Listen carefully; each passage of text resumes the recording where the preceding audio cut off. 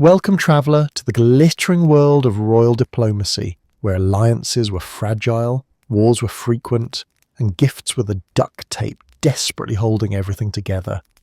Forget your modern image of diplomatic gifts, tasteful flower arrangements, polite handshake photos, maybe a commemorative pen that barely works.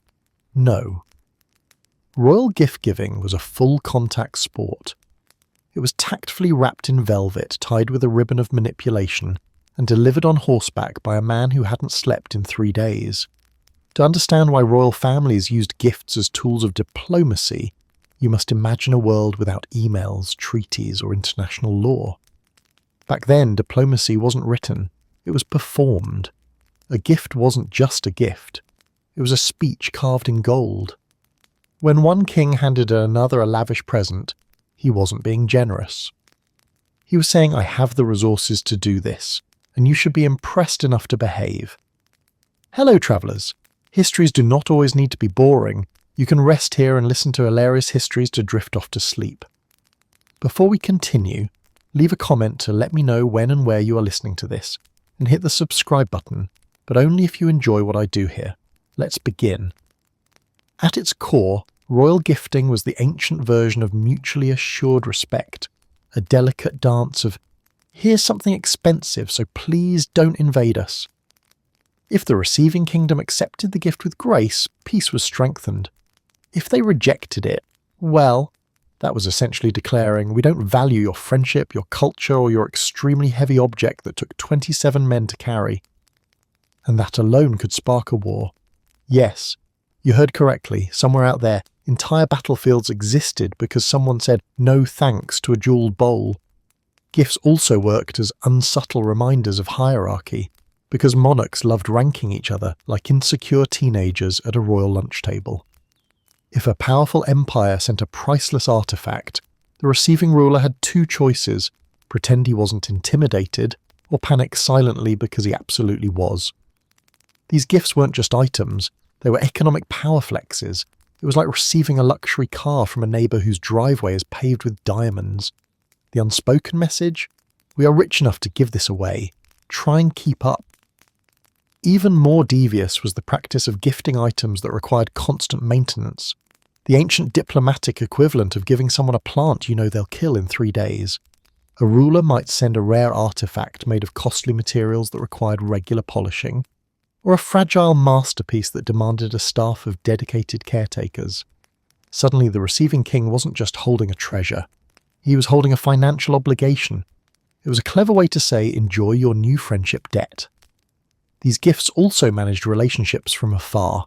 Before embassies and international committees, rulers used presents to check in on each other. If tensions rose between kingdoms, they didn't send negotiators. They sent something shiny, something impressive.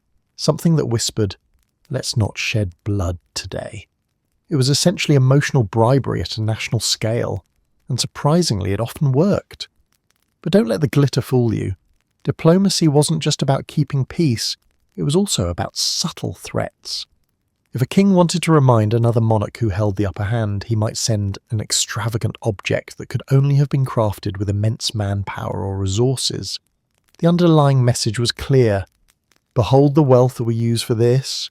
Imagine what we use for war. Royal gifts were political love letters written in gold, but sometimes they were also polite growls. And the pressure to reciprocate. Terrifying. Imagine getting a priceless artifact from a king whose treasury is the size of a small continent. Now you're expected to send something equally magnificent. Not slightly less magnificent. Equal. If you failed, your gift risked sending the message that your kingdom was weak, poor, or worst of all, cheap. Entire royal households scrambled to avoid diplomatic embarrassment by producing gifts that would satisfy both political expectations and the giver's ego, which was often larger than the castle they lived in. Then there were the symbolic gifts, objects chosen not for their monetary value but for what they represented. A king might send a sword forged from metal symbolic to his culture, or a chalice representing unity. These were loaded with meaning, and misinterpreting them could lead to catastrophe. Thank you for the ceremonial dagger of eternal friendship sounds lovely, unless the dagger is actually a symbol of sacrifice in the giver's culture. Then you've accidentally just declared several things you didn't intend. Royal gifting could be a beautiful gesture, or a political landmine wrapped in silk. Every item was a message. Every message was a move. Every move was part of a very extensive chess game that no one could escape. At its best, gift-giving kept kingdoms from tearing each other apart. At its worst, it pushed them even closer to doing exactly that. But the most impressive part, the sheer theatricality of it all. Gifts were paraded through cities, announced by fanfare, displayed in halls, and sometimes worshipped more than the monarchs themselves. The spectacle mattered as much as the object. It wasn't just about gifting, it was about gifting loudly. So yes, royal gifting was diplomacy in fancy wrapping. It was political theatre, emotional manipulation, wealth display, relationship maintenance, territorial negotiation, and occasional passive aggression, all bundled into one glittering package. Nothing says peace treaty like handing someone an object you secretly hope they have no space for. If you have ever felt pressured when shopping for a birthday present, imagine being a medieval king. The stakes were just a tiny bit higher. Your gift wasn't supposed to be thoughtful. It was supposed to make foreign rulers gasp, jealous nobles tremble, and the palace stablemaster burst into tears. And nothing accomplished that quite like gifting a live animal the size of a carriage. Royalty didn't exchange normal pets. That would have been far too reasonable. And being reasonable was practically illegal in royal circles. Instead, they exchanged creatures that made their courtyards look like a cross between a diplomatic summit and a chaotic petting zoo. If you wanted your gift to scream prestige, you didn't send Perfume or Tapestries. You sent something that ate 100 pounds of food a day and threatened to trample your dignity if it got bored. For many rulers, exotic animals were the glittering trophies of worldliness, a declaration that their reach extended far beyond their own borders. A king who received a giraffe could parade it through his capital like a walking billboard for international influence. Look, peasants, I have a creature you can't even describe. Our kingdom is very worldly. Also back up. It kicks. Gifting a rare animal wasn't generosity, it was an advertisement. But the real appeal? Drama. No object, no matter how jewel-encrusted, created the sheer spectacle of an elephant lumbering into a castle courtyard. The moment such a creature arrived, the entire palace would erupt into excited panic. Servants shrieked. Scribes shoved each other for a better view, and guards tried to decide whether they should bow to it or run from it. Royals weren't just gifting animals, they were gifting chaos, and chaos was far more memorable than any golden bowls. And believe me, kings loved sending animals that raised eyebrows. Lions, leopards, and bears were all fair game. These weren't companions, they were diplomatic power symbols with teeth. Imagine unwrapping a gift only to find out it's carnivorous and currently making eye contact with you. Nothing quite says, I respect your authority, like sending a predator and hoping your ally interprets it as a friendship rather than a warning. Then there were elephants, the blockbuster presents of international politics. If a king really wanted to impress, he didn't send one elephant, he sent a trained elephant. Not because the receiving ruler needed an elephant-sized warrior, but because elephants were travelling skyscrapers of luxury. They ate like nobles, marched like soldiers, and demanded attention like divas. When an elephant arrived at a royal court, it was the medieval equivalent of posting a photo dump of your vacation with captions like, "We're doing great, thanks for asking." Of course, with great prestige came great logistical nightmares. Most royal households had no idea how to care for these creatures. Castles were designed for knights, not giraffes. Moats were meant to deter enemies, not hydrate hippos. And no royal architect had ever asked, but what if the diplomatic gift is 20 feet tall? Entire palace staff were forced into emergency retraining sessions that consisted mostly of try not to die and feeding the animals. An economic disaster waiting to happen. A single lion could devour a week's worth of high-quality meat. An elephant consumed enough vegetation to bankrupt small regions. The royal treasury didn't just absorb these animals as gifts, it absorbed them as never-ending invoices. Getting a rhinoceros as a present was a lot like being handed a living subscription service with premium costs. Cancelling wasn't an option. There were also cultural misunderstandings. Some rulers genuinely believed they were sending adorable gifts. Others were fully aware they were sending a diplomatic headache disguised as a majestic creature. Imagine the receiving king staring at a crate that suddenly growls and thinking, "Ah, yes, friendship." But the most absurd part? Transporting these animals across continents. Entire caravans were dedicated to keeping the creatures alive long enough to become someone else's problem. People risked their lives hauling temperamental beasts through deserts, mountains, and pirate-infested waters, all so two kings could show off to each other. It was the world's least practical postal service. And yet, despite the chaos, royal menageries became the pride of many courts. Kings built special enclosures, scholars studied the creatures with awe, artists tried and often failed to paint them accurately. Some courts even allowed the public to view the animals, early glimpses of what would eventually become zoos. Nothing united a kingdom quite like collectively staring at a hippopotamus and pretending to understand what it was. Ultimately, gifting live animals was every royal's way of saying, "Observe my power, my reach, and my questionable judgment." These animals were diplomatic symbols, status markers, and prestige generators, as long as they didn't escape, of course.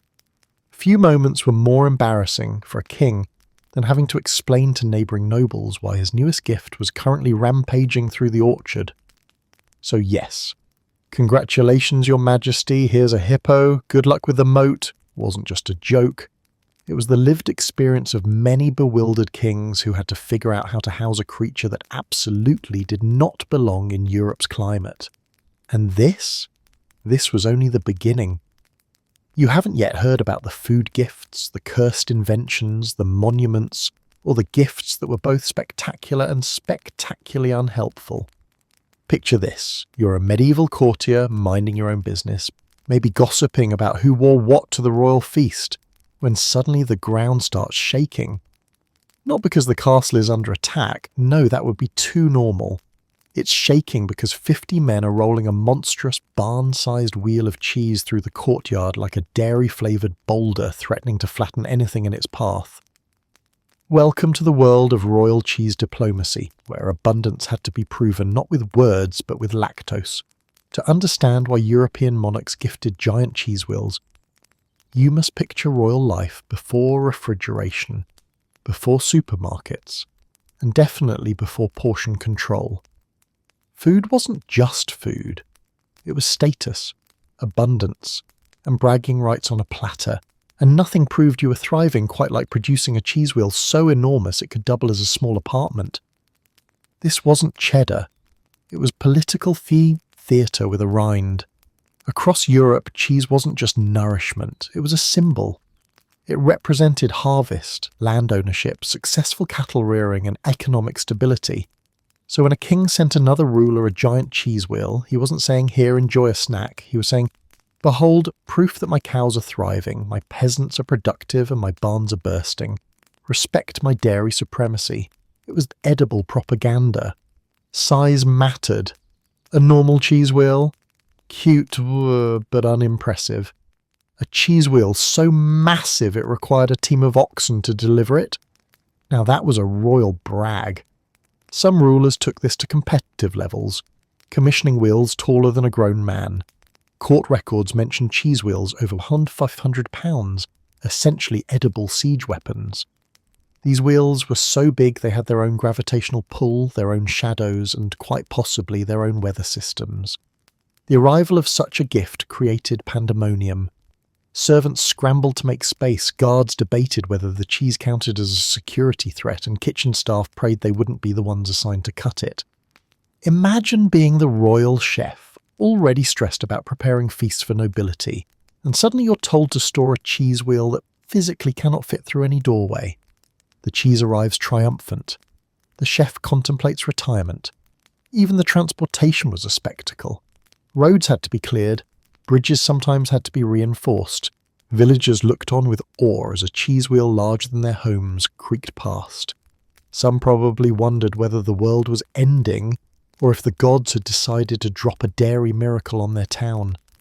No one could ignore a cheese wheel the size of a horse, or, in some cases, larger than a horse.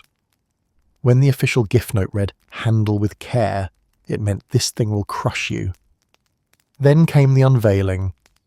Royal courts gathered in the great hall, trumpets blasted, and servants pulled off velvet cloths with dramatic flair. The cheese revealed itself in all its dairy glory, golden, towering, and slightly sweating under the torchlight. Nobles gasped.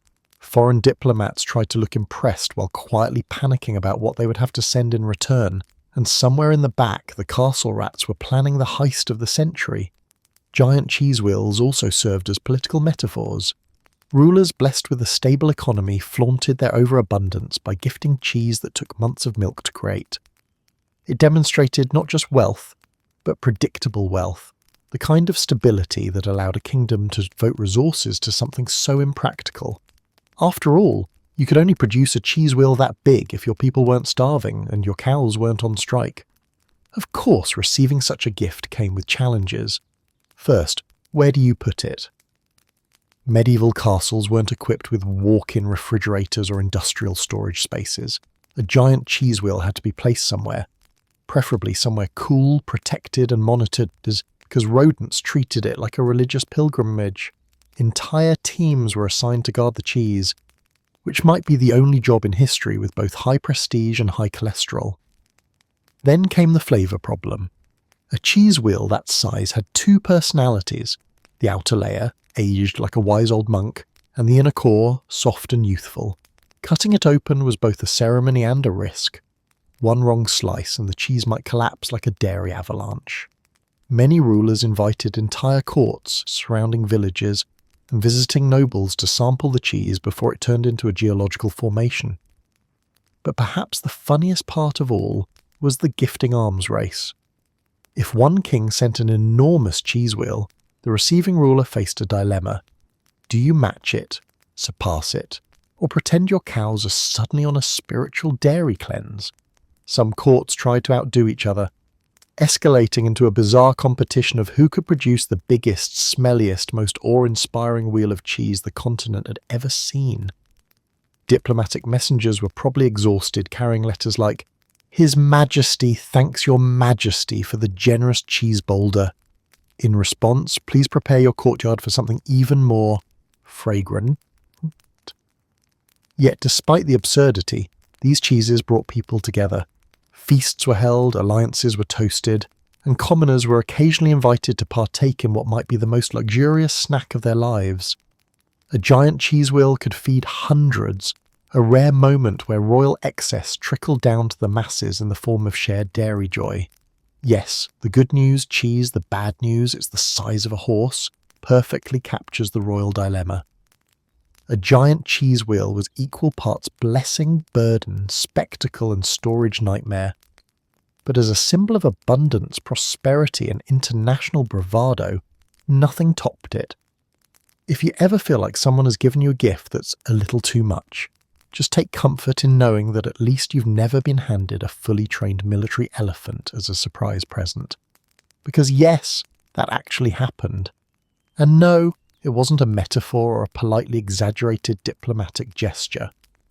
A Persian Shah genuinely sent another ruler an elephant calibrated for battle, complete with armour, training, discipline, and emotional support hatred of enemy soldiers. This wasn't a pet. This was a 4-ton war machine. To understand why the Shah thought this was a reasonable gift, you have to understand the political psychology of the time. Elephants weren't just animals in Persian culture. They were symbols of power, prestige, and overwhelming force. A trained war elephant was the medieval equivalent of gifting a tank, but a tank that eats non-stop, remembers grudges, and occasionally decides it doesn't feel like taking orders anymore. Sending one was the ultimate flex. It said, "We are strong enough to give away something that could single-handedly win a battle." For the Shah, the decision wasn't merely generous, it was strategic. Persia had long used elephants as weapons of intimidation. Armies marched behind towering beasts that could flatten infantry lines and psychologically break enemy morale before the battle even started. Giving away one of these majestic brutes was a message layered in diplomatic icing. We are gracious, we are powerful, and here's a creature that proves both. It was a strange mix of friendliness and subtle bragging. Now imagine the poor receiving king. One morning he's reviewing tax ledgers or scolding a baron about castle repairs when a dust cloud appears on the horizon. But it isn't an enemy attack. It's a royal caravan with one very large, very armoured surprise. Suddenly an elephant stomps into the courtyard, trumpeting like it's announcing itself to the gods, and everyone instantly forgets how to breathe. The stable master, upon realising he's now responsible for this monster, does the only reasonable thing. He quits, immediately, possibly by climbing over the walls. To the receiving ruler, the message of this gift was loud, clear, and confusing all at once. On one hand, it symbolised alliance. A military elephant meant, "We trust you enough to arm you with one of our most fearsome assets." On the other hand, it hinted at expectations. A gift that large wasn't simply a gesture, it was an implied obligation. You don't accept a war elephant and then ghost the sender. This giant creature was a reminder to maintain warmth, respect, and ideally tribute. But the king now had a much more practical problem to solve. Where do you put a battle elephant? Castles weren't designed for them, courtyards weren't designed for them, entire towns weren't designed for them. An elephant is like a king-size bed. Once it's in your life, it forces lifestyle changes. The receiving court had to scramble to build enclosures, reinforce gates, and figure out how much hay an elephant eats in a day. Spoiler, a terrifying amount. Elephant maintenance wasn't a side task. It was a second kingdom. The creature itself probably didn't help. A trained war elephant wasn't used to quiet palace life. It expected commands, drums, formations, and possibly a platoon of soldiers cheering for it. Imagine the king trying to greet it politely while it stares intensely, assuming this is the prelude to conquering something. And heaven forbid it mistook a courtier in colourful clothing for an enemy combatant. Diplomacy was one thing, but diplomacy while avoiding trampling incidents was quite another. Worse still, the elephant wasn't just any elephant. It had been trained for combat. It knew how to charge, how to lift soldiers with its trunk, how to smash shields, how to roar on cue. It was essentially the palace's newest hire, a hire who arrived with a skill set no one knew how to utilise. "Should we practice drills?" the king's advisors might whisper, terrified that any exercise could turn into an accidental siege of their own storage barns. And what about parading it? Every ruler wanted to show off the magnificent creature, and who could blame them? An armoured elephant marching through town was peak bragging rights. But the risk? Immense. The elephant could sneeze and knock down a market stall.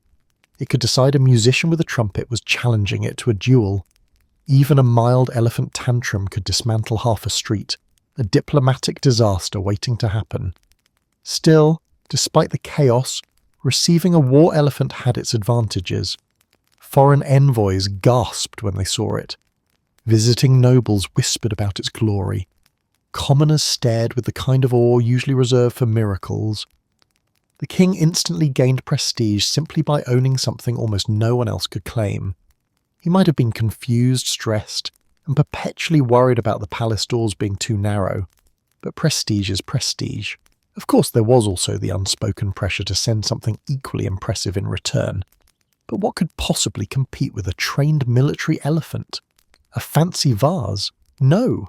A painting? Laughable. The king now had to scour his entire realm, and possibly the known world, for a reciprocation gift that wouldn't embarrass him. A battle elephant wasn't just a present. It was a diplomatic challenge. In the end, that was the genius of the Shah's gift. It was a symbol of generosity, a display of power, and a diplomatic trap, all at once. It elevated the relationship while reminding the receiving king exactly who had the upper hand in resources, exotic animals, and sheer audacity. The royal stablemaster immediately quit wasn't exaggeration. It was the most logical response anyone could have in the face of a gift that combined responsibility, danger, and diplomatic pressure in one enormous, trumpet-blaring package. There are bad gift ideas, and then there are royal gift ideas. And no royal idea was more chaotic, more unpredictable, or more destined to end in someone screaming than the diplomatic tradition of gifting exotic pets. Today, a sensible gift might be a fruit basket or a nice bottle of wine. But hundreds of years ago, monarchs looked one another in the eye and said, "I value our alliance so deeply that I am gifting you a creature capable of destroying your furniture, your dignity, and possibly your entire household staff." Enter the world of cheetahs, leopards, parrots, monkeys, bears, and any wild animal that made court life feel like someone had accidentally merged diplomacy with a travelling circus. Why did royals do this? Simple. Exotic pets weren't just pets, they were symbols of status, worldliness, and adventurous wealth. If you could acquire a creature that no one in your kingdom had ever seen before, you instantly became the trendsetter of the noble scene. When foreign envoys arrived, you didn't impress them with your crown jewels. Those were expected. You impressed them by casually mentioning, "Ah, yes, that noise? Just my leopard rearranging the drapes." Cheetahs were particularly popular, sleek, regal, terrifyingly fast. They were often trained for royal hunts, which sounded glorious in theory and extremely risky in practice. Imagine a king proudly showing off his new pet cheetah, only for it to decide halfway through a demonstration that the nearest noble looked suspiciously edible. Court hunts suddenly turned into royal sprints, where aristocrats in embroidered clothing ran for their lives through tall grass yelling, "This wasn't in the plan." Leopards were also a favourite gift, mostly because they were visually impressive and only moderately likely to wander into the banquet hall uninvited. Unlike cheetahs, leopards had zero interest in human approval. They were walking reminders that royal decisions were not always good decisions. The receiving monarch often had to pretend the gift was delightful, while discreetly asking the palace guards, "Can someone secure that?" Then there were monkeys, small, clever, mischievous creatures that treated palaces like playgrounds. Though less deadly than big cats, monkeys introduced a different flavour of chaos. They stole jewellery, yanked wigs, mimicked nobles, and caused diplomatic scenes that historians struggle to explain with dignity. A formal dinner featuring a rogue monkey was a guaranteed disaster. Food stolen, wine spilled, and at least one elderly duke being screamed at by a creature perched on the chandelier. Parrots were the least dangerous, but sometimes the most embarrassing. These royal gifts were chosen for their exotic colours and ability to mimic speech. Unfortunately, parrots recorded everything: gossip, arguments, whispered insult, and repeated it at the least convenient moment. There are accounts of parrots revealing political scandals, mocking courtiers with startling accuracy, and repeating phrases that made ambassadors wonder if the kingdom was secretly plotting something. A parrot wasn't just a bird, it was a flying liability. Oh. And then, of course, there were bears. Because some monarchs looked at a massive, unpredictable, semi-aquatic forest monster and said, "Yes, my friend across the continent will love this." Bears arrived as diplomatic gifts more often than one might think, usually transported in cages reinforced enough to withstand its "behold, I am displeased" strength. When a bear arrived, royal households had to decide where to put it. Do you treat it like a pet, a spectacle, a security threat? All three? Many rulers solved this dilemma by building elaborate enclosures and quietly praying the bear wouldn't become bored. Owning these animals was both glamorous and catastrophic. Royal menageries were proud symbols of prestige, proof that a kingdom had connections, wealth, and a willingness to risk everything for the sake of looking impressive. Kings paraded their exotic animals in front of guests, using them as living evidence of their global reach. A cheetah lounging beside the throne said, "We are sophisticated, powerful, and possibly making unsafe decisions." But behind the spectacle lay the daily chaos. Keeping these animals alive required specialized food, training, enclosures, and constant supervision. Palace staff soon discovered that exotic pets didn't care about royal protocol. Cheetahs didn't wait politely for the king to finish a speech. Monkeys didn't understand the concept of personal property. Bears didn't respect dress codes. And parrots absolutely did not understand the meaning of inside voice. Diplomatically, the gifts carried layers of meaning. Giving an exotic predator implied respect and trust, and occasionally handle this creature well and others will see your strength. Receiving such a gift meant acknowledging the sender's wealth and power. The gift was an invitation to display grandeur, but also a test of competence. If your new pet escaped and terrorized half the palace, well, you had only yourself and the cheetah to blame. Still, despite the chaos, these animals became beloved parts of royal identity. They inspired stories, paintings, court gossip, and the occasional panicked evacuation. Some rulers cherished their exotic pets, building elaborate habitats and hosting visiting scholars eager to study them. Others merely tolerated them, waiting for the day they could diplomatically pass them along to someone else. The medieval version of re-gifting, but significantly more dangerous. In the end, nothing better captures the absurdity of royal gift culture than sending a friend an apex predator as a gesture of goodwill. It was prestige wrapped in fur, feathers, or fangs, a gift that said, "We value our friendship, and simultaneously, we hope you survive it." Nothing truly says friendship like a carnivore that can climb curtains, after all. There are expensive gifts, and then there are royal gifts, the kind that glitter so violently they threaten to blind an entire court, weigh as much as a newborn calf, and require an assistant or two to carry.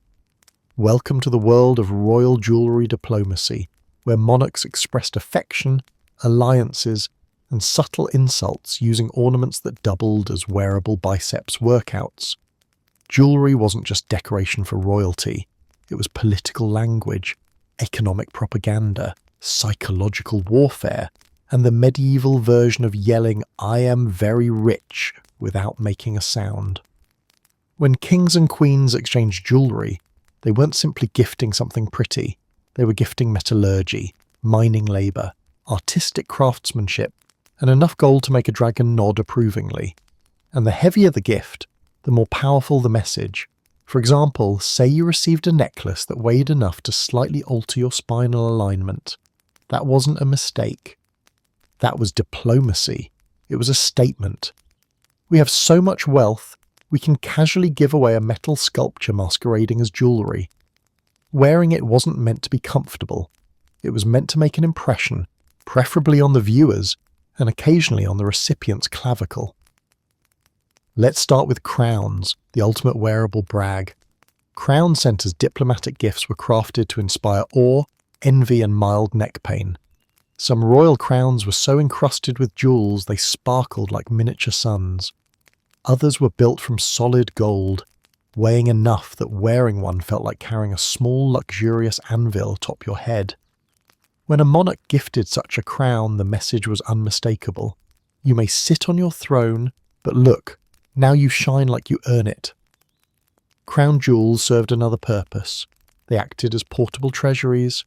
Gold and gems were like medieval currency with extra sparkle. Sending them as gifts proved not only generosity, but economic stability. After all, you had to be extremely confident in your empire to casually ship off half a mine's worth of gemstones to a foreign ruler. It was the diplomatic equivalent of saying, this is spare change. Then there were the necklaces. Oh, the necklaces. Royal gem-studded chains came in two main varieties, visually opulent and structurally dangerous. They draped over the chest like a jewelled avalanche, clinking ominously every time the wearer inhaled. These weren't delicate accessories. They were architectural accomplishments. Courtiers sometimes needed help fastening them because the clasps were heavy enough to double as modest weapons.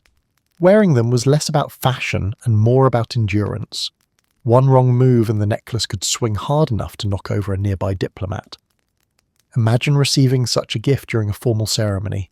You smile with admiration, offer grateful bows, and then discreetly whisper, Is there a physician on standby in case this thing dislocates my shoulder? Gold belts were just as notorious. Unlike modern belts, which gracefully hold your clothing in place, royal gold belts were thick, rigid, and artisanal in ways that ignored basic anatomy. Some belts weighed more than breastplates.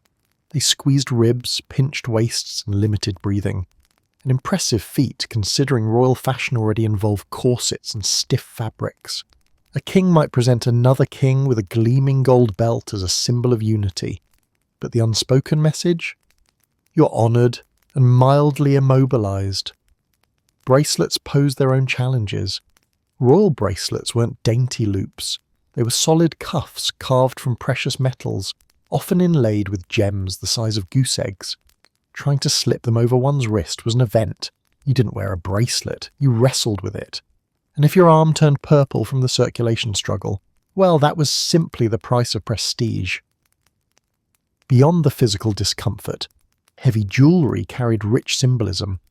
The placement of gemstones represented virtues, sapphires for wisdom, rubies for passion, emeralds for power.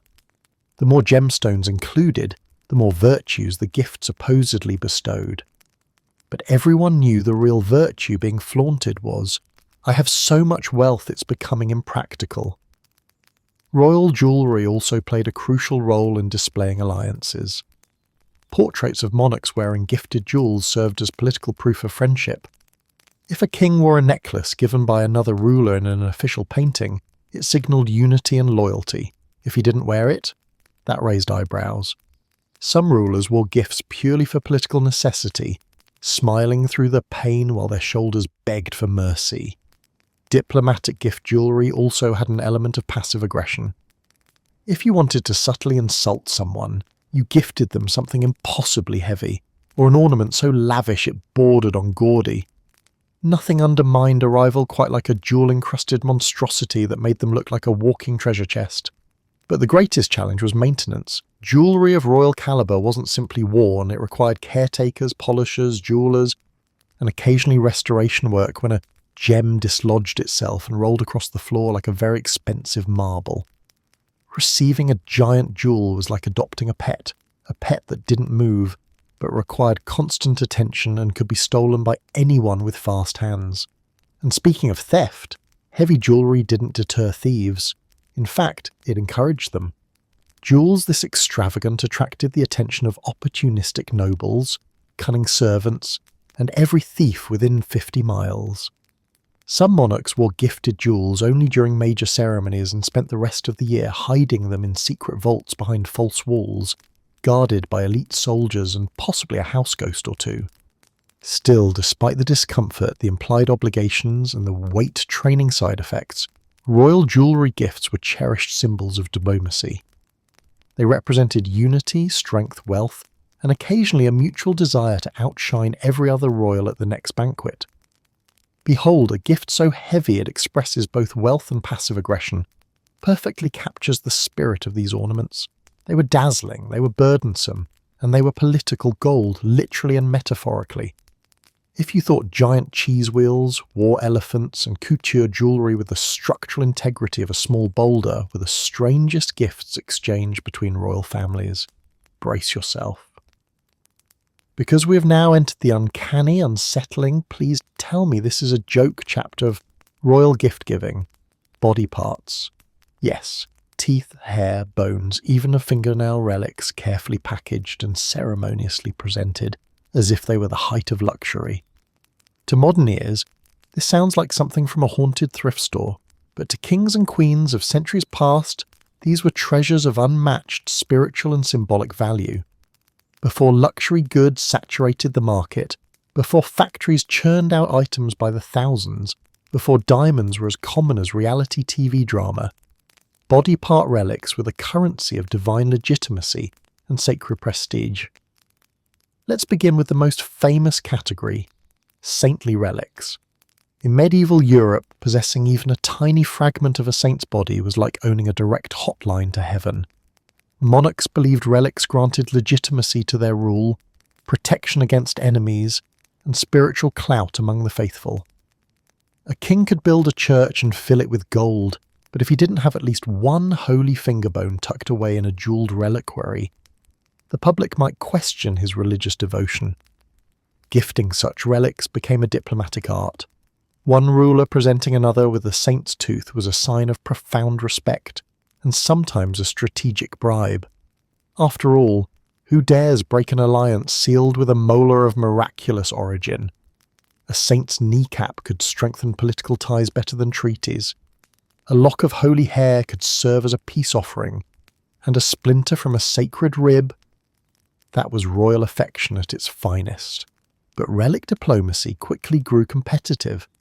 Monarchs wanted bigger, rarer, more glamorous fragments, and that demand occasionally surpassed supply. This led to creative interpretations of what counted as a relic. Some rulers gifted items that were allegedly from saints but suspiciously resembled bones of farm animals. Others gifted relics so obscure that even historians still squint at the records wondering, who exactly was Saint Velocis of the third toenail? But nobody questioned these things at the time, because nothing killed the mood of a gift exchange like calling someone's holy tibia fake. And it wasn't just saints. Monarchs also gifted personal body parts. Not full organs, thankfully, but symbolic pieces. Hair locks, baby teeth, or even nail clippings. Yes. You read that correctly, nothing builds international friendship like mailing someone the royal keratin. In certain cultures, giving a piece of oneself was a sign of profound trust. To royals, hair was not trash.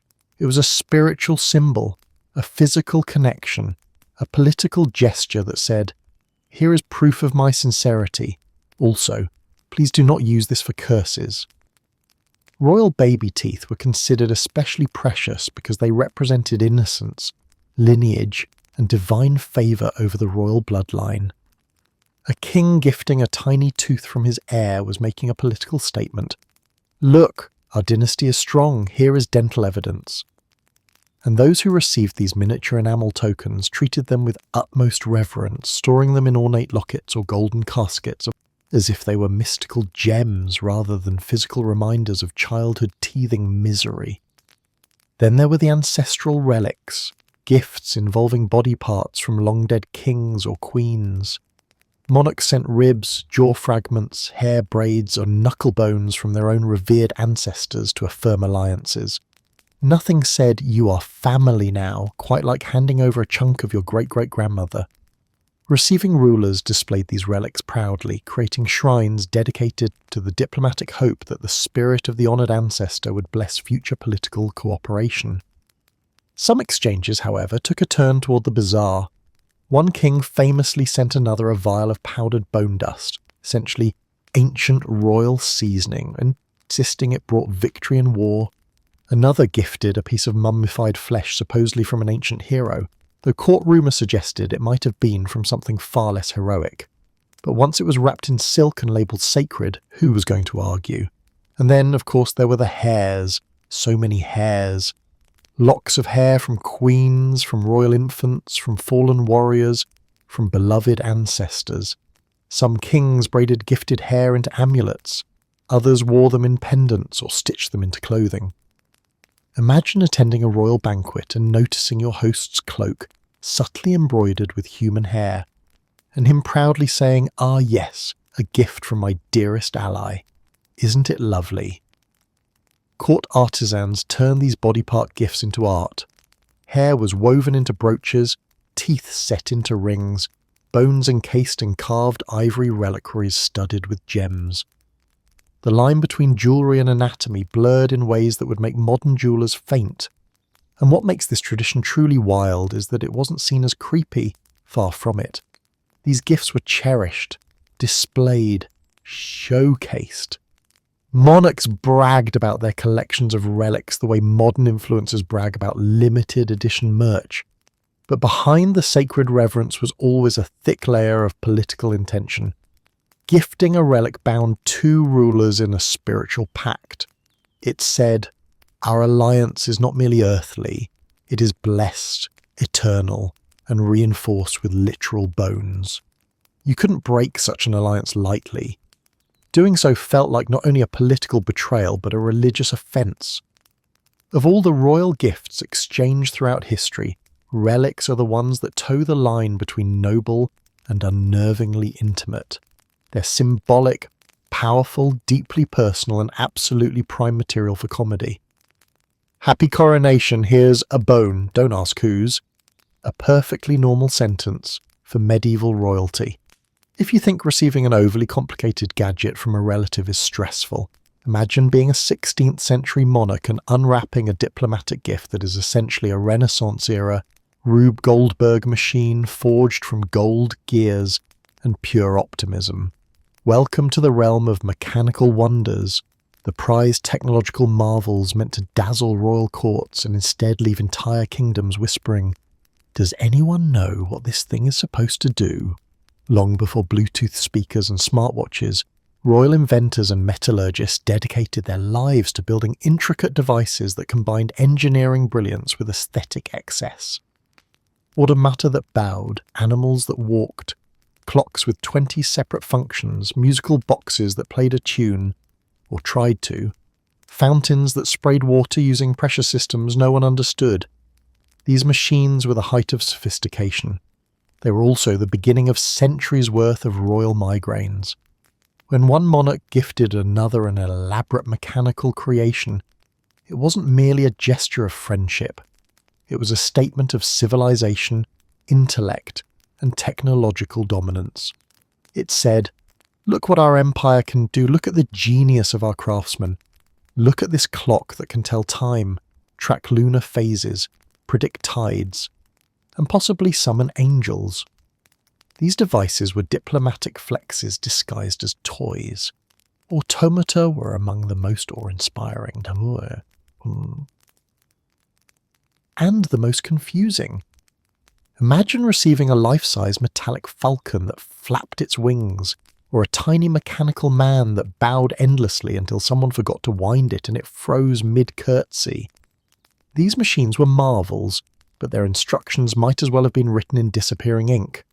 Royal courts applauded as the automaton performed, but once the creator returned home, the machine's lifespan was measured in hours. Eventually it stopped moving, leaving everyone staring at each other like, "Well, that's unfortunate." But no monarch dared admit they had no idea how to maintain these wonders. Losing face was worse than losing functionality. So palace artisans, scribes and blacksmiths were secretly summoned to poke at the gears and springs with hopeful expressions. Inevitably, they made the problem worse. One wrong tap and the mechanism exploded into 20 pieces, each flying off to a different corner of the workshop. The official report to the king usually read something like, "My liege, the machine is resting." Clocks were another favourite diplomatic gift. Not ordinary clocks, but astronomical clocks, astrolabe clocks, tower clocks miniaturized into luxury objects. Some had rotating celestial maps, zodiac indicators, secret compartments, or tiny carved figures that danced on the hour. They were exquisite. They were also nightmares. The more functions a clock had, the more likely it was to stop working at the worst possible moment. Imagine hosting a diplomatic banquet, gesturing proudly to your gifted astronomical clock, and the tiny figurines suddenly start glitching, spinning, or falling off the mechanism like panicked acrobats. Maintaining such clocks required mastery of engineering, mathematics, and metalwork. Most courts had none of that. The clock was admired, displayed, dusted, and then slowly became a static ornament. Monarchs might casually say, "Ah yes, this celestial dial once showed the movement of the heavens," carefully not adding, "It currently shows nothing because we think a squirrel got into it." Musical boxes and automated instruments were equally disastrous. These gifts were designed to play delicate melodies using pins, gears, and precision timing. They dazzled the court upon arrival for 2 glorious opening notes. Then the mechanism jammed with a horrible clunk, the song stopped, and the device refused to play again. Royal musicians examined it, scratched their heads, and declared, "It appears the tiny metal gentleman inside has chosen silence." Some especially ambitious monarchs received mechanical fountains, indoor water features powered by pressure systems that made water dance or spray in patterns. These fountains worked beautifully for exactly one afternoon. Then a pipe clogged or a valve stuck, and suddenly the device started spraying guests, furniture, or priceless tapestries. Diplomatic gatherings quickly turned into wet disasters.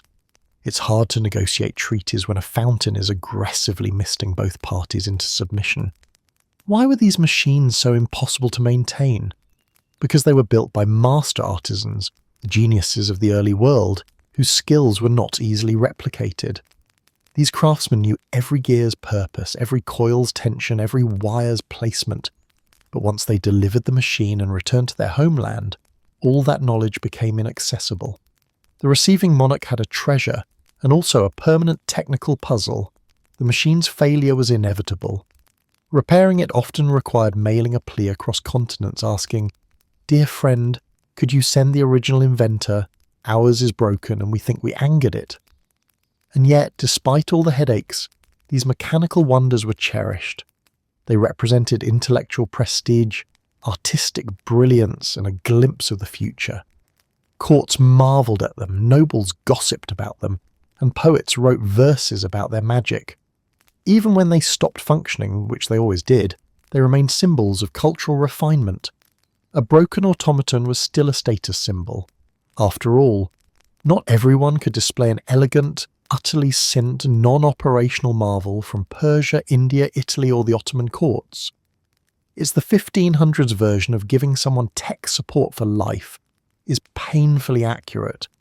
These machines were gifts that kept giving stress, confusion, repair bills, and philosophical debates about why the tiny mechanical bird was refusing to chirp. But for monarchs, the spectacle outweighed the inconvenience. These mechanical marvels were proof that the world was vast, inventive, and full of wonders, even if no one quite knew how to fix them. If there is one universal truth about royalty, it's this. They love to smell expensive, not just pleasant, expensive. The kind of scent that silently screamed, "I have money, influence, and possibly too much free time." And nothing communicated luxury quite like exotic perfumes imported from the farthest reaches of the known world. These weren't light, airy fragrances. These were olfactory declarations, highly concentrated blends of rare ingredients, mixed into oils so potent they could knock out a moose. So naturally, they made perfect diplomatic gifts. In royal courts, perfumes were far more than personal accessories. They were political messages. A gifted vial of rare scent was a statement. Our trade routes reach lands your maps don't even acknowledge.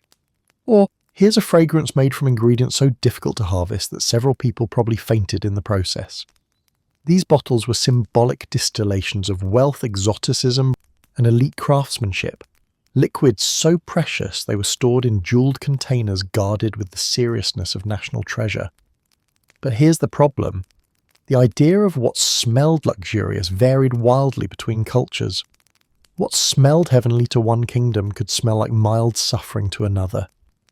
Take musk, for example. In certain regions, musk from deer glands was considered the height of sensual sophistication. It was rich, deep, and intoxicating, provided you had grown up around it. To those unaccustomed, it smelled like someone had bottled the emotional state of a barn. Yet monarchs gifted it proudly, certain it would impress. And receiving monarchs, caught in the eternal struggle between diplomacy and honesty, accepted it with calm smiles while discreetly coughing into their sleeves. Then there were the floral oils, distilled from roses, jasmine, orange blossoms, or herbs so rare they only bloomed for a few days each year. These oils were potent, very potent. A single drop could fill a room, whether you wanted it to or not. A ruler receiving such a gift found themselves with a fragrance that would cling to clothing, furniture, and, on one infamous occasion, an entire hallway for several months. One whiff and the entire court learned what olfactory regret truly meant. Ambergris, one of the most prized perfume ingredients, was another royal favourite. It came from Wales. It floated in the ocean. It looked questionable at best. But once processed, It emitted a warm, sweet aroma that perfumers compared to divine breath. However, if a royal happened to smell raw ambergris before refinement, well, scholars recorded facial contortions, gagging, and at least one nobleman screaming, "Why does wealth smell like this?" Frankincense and myrrh, resins transported across vast desert trade routes, were classic diplomatic scents. Their smoky sweetness carried religious significance, their rarity underscored economic power, and their ability to make a room smell like a mystical forest was unmatched. But to a monarch unfamiliar with the incense, these gifts could be overwhelming. Complaints ranged from, "It smells like the inside of a caravan tent," to, "I fear my palace has caught fire, but in a holy way." Undiluted perfumed oils were the real danger. Royals loved intensity. Subtlety was for commoners. So when they gifted perfume, they sent the strongest concentration possible.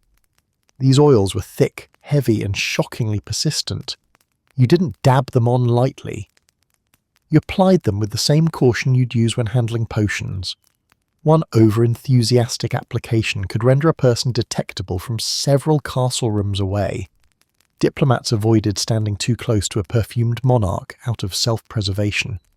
Of course, the bottles themselves were masterpieces, crystal flacons adorned with filigree, gemstones, and golden stoppers shaped like mythical creatures. The containers sometimes cost more than the perfume inside. And since perfumes often came in minuscule quantities because the ingredients were so rare, the bottle was a way of saying, "Don't be alarmed by the size. This is the olfactory equivalent of a priceless gem." The clashing expectations of what constituted an appealing scent led to some spectacular diplomatic incidents. In one court, a gifted perfume was so pungent a lady-in-waiting fainted mid-curtsy. In another, a king tried to light incense gifted by a foreign emperor without realizing it was meant to be diluted. The resulting smoke cloud evacuated half the palace. Elsewhere, a queen's new fragrance was so potent that her pet falcon immediately flew out the window and didn't return for 2 weeks. For all the olfactory danger, these perfumes were treasured. They were stored in royal treasuries, passed down through generations, or used in ceremonies to impress visiting dignitaries. Some rulers even burned their perfumes during banquets, creating clouds of aromatic vapour that drifted through the halls. Guests praised the scents politely, even while blinking rapidly and fanning the air in desperation. Perfumes were prestige liquids, bottled proof of global trade, cultural sophistication, and outrageous royal taste. To receive one was an honour, even if it made your eyes water. To gift one was a mark of refinement, even if the recipient quietly opened every window afterward. And that was the beauty of perfume diplomacy. It was equal parts luxurious, bewildering, and occasionally hazardous. The scents told stories of distant lands, daring merchants, rare materials, and artistic alchemy. They also told stories of royal households desperately trying to air out a room before the next council meeting. One whiff and the entire court learned what olfactory regret truly meant. A perfect summary of royal perfume culture: intoxicating, overwhelming, and unforgettable for all the wrong and right reasons. If there's one thing royal families loved, it was contradiction. They wanted weapons, but not ones that actually worked. They wanted armour, but preferably armour that would crumble if someone sneezed too close to it. They wanted swords, but swords so decorative that raising them in battle would be considered an act of violence against craftsmanship. And thus emerged one of history's most unintentionally hilarious traditions: gifting weapons so extravagantly decorated that they were completely unfit for combat. These weren't weapons, they were glittering, jewel-studded statements of wealth. They existed to be admired, photographed in portraits, paraded at ceremonies, and occasionally dropped because the recipient underestimated how heavy a purely ornamental gold-plated shield really was. Practicality, not part of the design brief. Let's begin with the bejeweled swords. A normal sword is built for speed, agility, and clean slicing. A diplomatic gift sword is built for being stared at by dazzled courtiers who immediately whisper, "How much did that cost?" Royal gift swords were encrusted with rubies, emeralds, sapphires, and whatever gemstone the jeweller had left over from their last crown commission.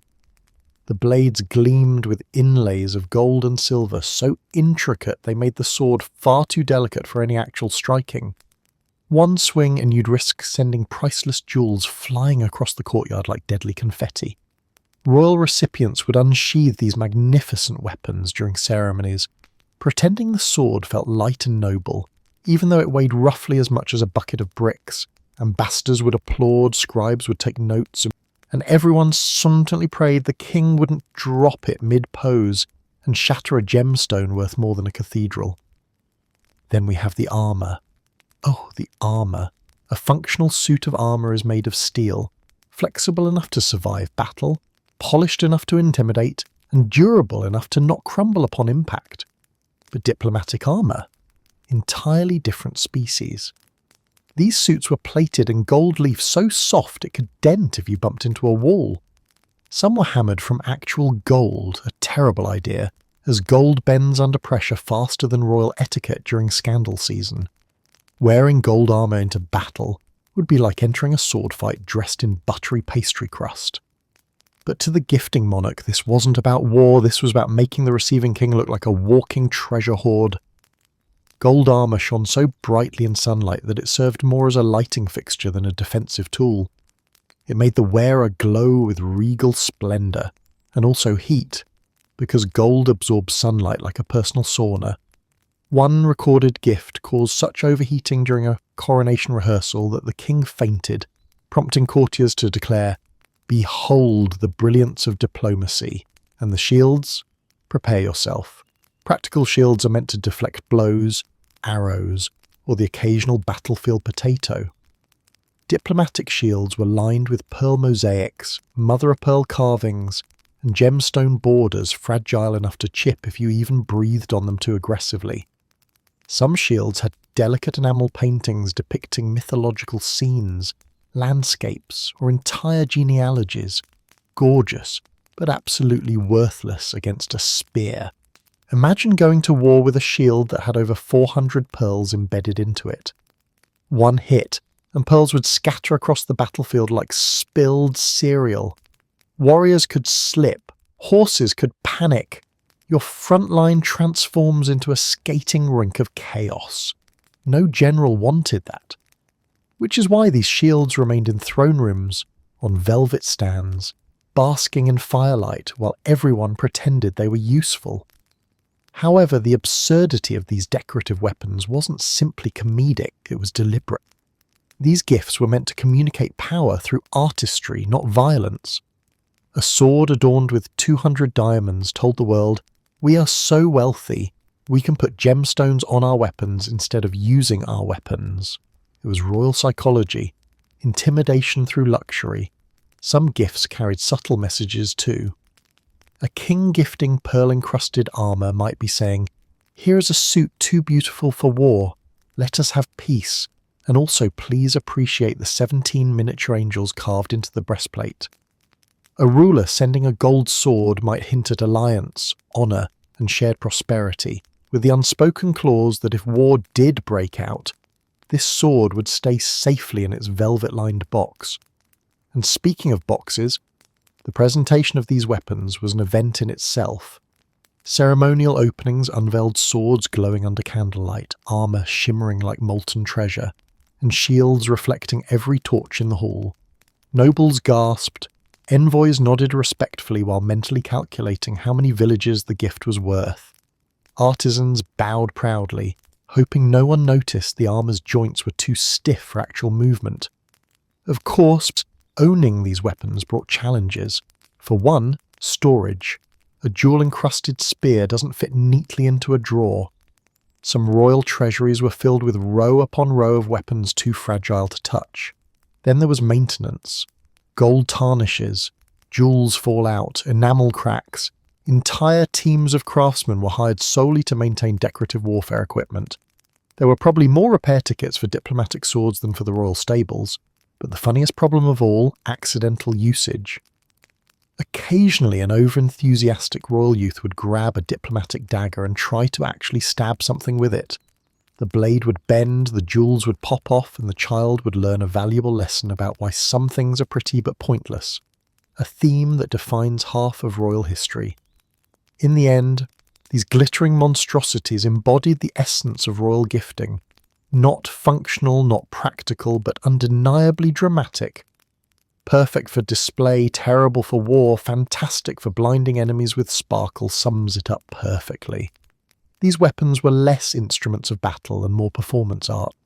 There are gifts that change a person's day, flowers, fruit baskets, maybe even a new horse if your kingdom is feeling generous.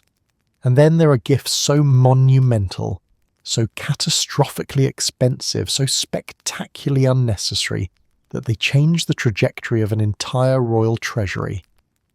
Welcome to the baffling, glorious, fiscally irresponsible tradition of gifting palaces, the one present guaranteed to make its recipient simultaneously bow with gratitude and scream internally. Because nothing says international friendship quite like receiving real estate so large it casts a weather pattern. Let's begin with the royal mindset behind this madness. For monarchs, gifting a palace was the ultimate power move. It wasn't just generosity. It was prestige weaponized. A whole palace said, "Look at my endless wealth. I can build architectural marvels and then hand them out like oversized party favors." The giver looked magnanimous. The receiver looked honored. Everyone clapped. And underneath that applause was a quiet, universal truth. This was a financial trap disguised as a diplomatic gesture. Accepting a palace was less like receiving a gift and more like adopting a very demanding, extremely expensive stone baby. Sure, it looked impressive. Sure, everyone bowed when walking past it. But from the moment the keys exchanged hands, the recipient became responsible for all the joys of palace ownership, the leaking roofs, the drafty windows, the creaking hallways, the maintenance crews, the staff salaries, and the heating costs that could bankrupt a duchy. Imagine being handed a building so enormous that you need a team of accountants just to calculate how much it costs to keep the fireplaces burning. One king reportedly received a palace so large he needed over 400 servants just to keep it presentable for official guests. Maids for each wing, attendants for each floor, gardeners for courtyards that seemed to multiply at night. The royal treasurer allegedly fainted the moment he tallied the expenses, and then there were the structural quirks. Palaces built as diplomatic gifts were often designed with more emphasis on aesthetic splendour than practicality. Endless hallways, echoing chambers, ceilings tall enough to host migrating birds, all beautiful, nonsensible. Some rooms were purely decorative, meant to inspire awe, which is polite monarch speak for absolutely no one knows what this room is for. There were banquet halls too large for any conceivable banquet, galleries with terrible acoustics, and staircases that led nowhere except to future renovation bills. Receiving kings quickly discovered that palaces weren't one-time expenses. They were recurring financial commitments, the medieval version of accidentally signing up for 27 subscription services you can't cancel. You didn't just own a palace, it owned you. Heating was the most notorious expense. Medieval and early modern palaces were stone behemoths that absorbed cold like they were in competition with the Arctic. To heat even one grand hall required enough firewood to level a forest. Heating the entire palace? That required diplomacy with lumberjacks. Some kings resorted to declaring certain palace wings seasonally unavailable, meaning they shut the doors and prayed that no visiting dignitary requested a tour in winter. But heating was only the beginning. Roof repairs were constant because palaces leaked aggressively. Majestic architecture apparently made rain enthusiastic. Exterior walls needed reinforcement. Ornate plaster had to be restored every time a bird flew into it at high speed. And because palaces had a habit of containing priceless artworks, tapestries, marble carvings, and delicate furnishings, even slight humidity changes could trigger disasters. The staff required to maintain these architectural titans numbered in the hundreds. Not just cleaners and servants, but specialised roles. Tapestry caretakers, fountain engineers, candle trimmers, polishing crews for endless decorative metals, dedicated wranglers for royal chandeliers, which had a shocking tendency to fall. Every new staff member meant wages, lodgings, and meals, more recurring expenses the lucky recipient had unknowingly inherited. Yet rejecting a palace was politically unthinkable. Imagine telling a king, "Thank you for this monumental architectural masterpiece, but I already have enough buildings that financially torment me." Diplomatic suicide, refusal would be interpreted as an insult, a rejection of friendship, or even a challenge. So monarchs smiled through their panic, accepted the palace, and immediately convened their treasurers in emergency meetings that lasted until sunrise. And then came the pressure to actually use the palace. A gifted palace couldn't sit empty. That was a diplomatic faux pas. It needed to be the location of feasts, ceremonies, receptions, and festivals, which meant food expenses, musicians, fireworks, decorations, additional staff, and security. A gifted palace didn't just cost money. It actively generated opportunities to spend more money. Some rulers cleverly tried to avoid the financial avalanche by gifting their gifted palaces to someone else, a noble, a cousin, an unfortunate distant relative, but everyone knew exactly what was happening. It was the royal equivalent of regifting an expensive present you can't afford to keep, and often it only momentarily delayed the inevitable cost disaster. Despite all the financial agony, palace gifting remained popular for centuries. The spectacle was too alluring. A palace symbolized alliances, peace, shared prosperity, and architectural pride. It was a diplomatic gesture so glorious that everyone ignored the fact that the recipient would need divine intervention to afford renovations. The good news, free palace. The bad news, you'll go bankrupt heating it. Few sentences capture the reality of these gifts so perfectly, because in the end, a palace wasn't just a symbol of power. It was a lifetime subscription to royal suffering, and yet every king accepted it with a smile and a trembling treasury. In the grand tradition of royals gifting objects that were equal parts spectacular and wildly impractical, few offerings reached the soaring heights and literal wall-devouring scale of the giant royal tapestry. These weren't your polite living room wall hangings. These were titanic woven landscapes large enough to qualify as a temporary housing. In some cases, a tapestry wasn't so much hung as it was installed, like a medieval art invasion. To understand the appeal, we must first understand that tapestries were the prestige art form of European courts. They were dazzling displays of craftsmanship, months or even years of weaving labour packed with symbolic meaning, mythological subtle scenes, political storytelling, and enough coloured thread to outfit an entire royal wardrobe. When monarchs wanted to show cultural sophistication, they didn't give paintings, they gave woven universes. And because royal gift givers operated on one universal rule, if it doesn't cause immediate logistical panic, is it even a royal gift? These tapestries were massive. It wasn't uncommon for a single tapestry to measure 40 feet long and 20 feet tall. A gift like that didn't say, "Admire this." It said, "You will now structure your interior design around this for the rest of your reign." When such a tapestry arrived, it was an event. The receiving palace rarely had doors wide enough for it. Courtiers stood outside watching 20 sweating servants roll the tapestry into the courtyard like they were moving a fallen redwood tree.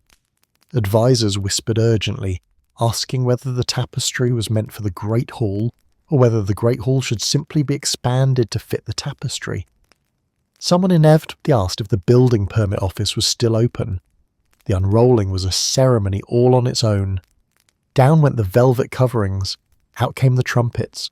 Noble guests gasped as the tapestry unfurled across the ground like a technicolor avalanche. Depending on the artist, the subject matter could range from heroic battles to pastoral scenes, to allegories so elaborate the court scholar had to give a 3-hour lecture just to explain who the naked guy in the corner represented. The craftsmanship was genuinely extraordinary. Threads dyed in expensive pigments. Saffron, indigo, cochineal shimmered under torchlight. Intricate borders depicted vines, crests, and heraldic beasts. Faces of kings, queens, mythical heroes, and biblical figures stared out, rendered with astonishing detail using nothing but thread. These tapestries were portable cathedrals of storytelling. But gift-giving comes at a cost, and with giant tapestries the cost was immediate spatial crisis. First, where to put it? Palaces were large, but not giant woven continent large. Some royal households had to rearrange entire rooms, or entire floors, to accommodate the gift. Thrones were relocated, windows were covered, existing art was evicted. One monarch reportedly sighed upon receiving a tapestry and said, "To my wife, the nursery will now be somewhere else." Then came the installation. Hanging a giant tapestry was a dangerous group project. You needed ladders, ropes, scaffolding, and at least one brave person willing to dangle dangerously close to a chandelier. If one corner slipped, the tapestry could fold like a wool tsunami, crushing anyone unlucky enough to be beneath it. More than one royal chronicler has politely recorded mishaps, which clearly meant Lord Edgar will not be appearing in future records. Once installed, however, the tapestry transformed the room. The acoustics softened, drafts disappeared. The entire atmosphere became richer, warmer, and far more impressive. This was one of the hidden functions of tapestries: insulation. Long before central heating, kings hung tapestries to keep the cold stone walls from freezing their guests into decorative icicles. So receiving a giant tapestry was essentially receiving a combined heater, mural, luxury flex, and conversation piece all in one. But maintenance? A nightmare. Tapestries were essentially giant dust magnets. Every thread trapped particles, every fold invited insects. Royal moths celebrated the arrival of a new tapestry like it was Christmas. Caring for these artworks required dedicated staff, brushes, beaters, sun-drying sessions, periodic repairs. Removing a tapestry for cleaning was as difficult as hanging it, and sometimes required even more people, because by then the tapestry had become a reluctant roommate who simply did not want to move. Then there was the politics. A gifted tapestry couldn't just be stored. Oh no, it had to be displayed prominently or risk offending the giver. Imagine being a king who doesn't particularly like the tapestry's artistic style, but is politically obligated to hang it right where visitors will see it first. One monarch famously received a tapestry depicting a historic defeat of his own ancestors. It still went up, because diplomacy sometimes requires swallowing pride and covering it with fabric. In some cases, tapestries came in series, not just one enormous panel, but 6, 10, or even a dozen interconnected scenes. These series transformed entire galleries into woven storybooks. Accepting such a gift meant dedicating an entire wing to the giver's chosen theme. Congratulations, Your Majesty. Your palace is now a permanent exhibition of our historical victories. But the most absurd part, these tapestries were often so valuable they had to be insured, guarded, catalogued, and locked away whenever political turmoil threatened. During wars, tapestries were rolled up and hidden in cellars, monasteries, or secret vaults, like giant artistic burritos waiting for better days. Yet despite all the trouble, the moving crews, the storage dilemmas, the moth panic, giant tapestries were beloved. They turned cold stone into warm grandeur. They told stories across generations. They symbolized alliances woven with as much care as the threads themselves. And yes, congratulations, Your Majesty. Your wall has been kidnapped by textile is precisely what receiving one of these gifts felt like. If you thought palaces were the largest, most expensive, most please don't give me this gifts monarchs exchanged, allow me to introduce the truly unhinged corner of royal diplomacy. Stone monuments, not statues, not busts, entire obelisks, towering pillars, carved monoliths weighing more than an army of elephants on an all-carb diet. In the ancient and early modern world, nothing said, "We care about this alliance very much." Quite like sending a colossal block of stone across oceans. Why did rulers do this? Because royal generosity had one golden rule. Subtlety is for peasants. If you wanted to impress another monarch, you didn't send a token. You sent something that required its own logistics team, a multi-month migration plan, and a prayer circle to ensure it didn't sink halfway to its destination. Obelisks were especially popular, thanks largely to the ancient Egyptians, who turned monument gifting into an art form. These four-sided tapering stone towers were originally carved to honour the sun god, but in diplomacy they became the ancient equivalent of giving someone a trophy the size of a building. An obelisk said, "We are so powerful we can carve a skyscraper out of stone and casually ship it to you as a friendship gesture." Imagine the scene. A foreign envoy arrives at court and, with a perfectly straight face, announces, "Your Majesty, my king sends you warm greetings, and also a 40-foot-tall obelisk. It will arrive in approximately 12 months, assuming the ship does not shatter under the weight."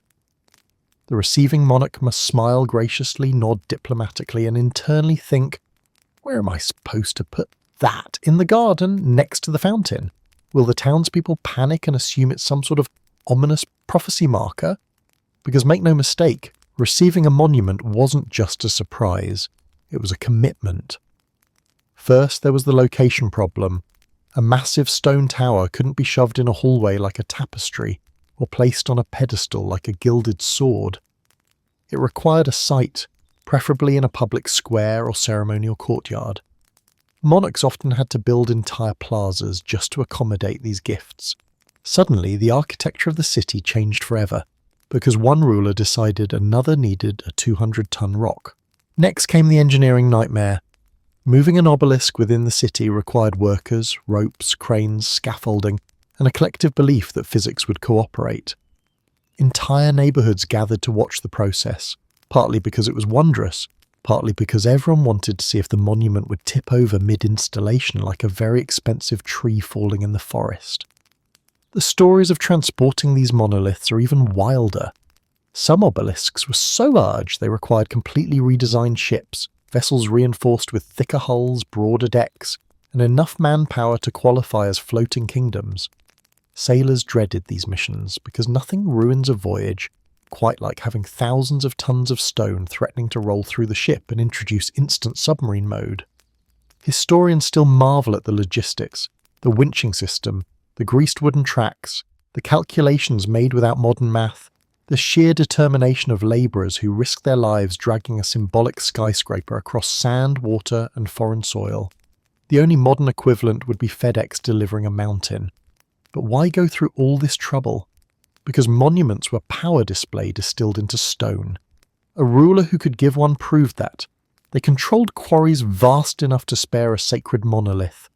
They commanded labour forces capable of carving, hauling, and shipping it. They had the wealth and confidence to part with it. It was a gift that said, "We have so much greatness carved into rock that we can donate some." Receiving such a monument was equally political. You didn't accept the gift quietly. You staged a ceremonial unveiling. Drums played, priests blessed, nobles bowed. The public cheered or stared in confusion depending on how weird the monument looked. Sculptures depicting gods, kings, victories, or obscure mythological events stood proudly as physical proof of the alliance. Some monuments came with inscriptions praising the giver, which created awkward decor situations. Imagine having to display a massive stone honouring someone else in your city centre. "Welcome to the capital. Please admire our beautiful monument dedicated to a foreign king who isn't us." Great times. But diplomacy demanded it. But it could get even stranger.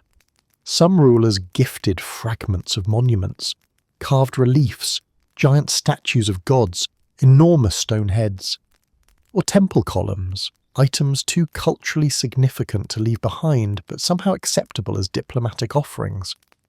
Archaeologists today sometimes find scattered monument pieces across Europe and the Middle East and must conclude, yes, ancient political re-gifting. The maintenance was another headache. Stone wears down, weather erodes surfaces, lichen and moss colonise the carvings. Keeping a monument pristine required stonemasons, cleaners, and restoration teams. A king who accepted an obelisk wasn't just receiving art, he was receiving responsibilities. Still, for all their burdens, these monuments were awe-inspiring. They transformed skylines.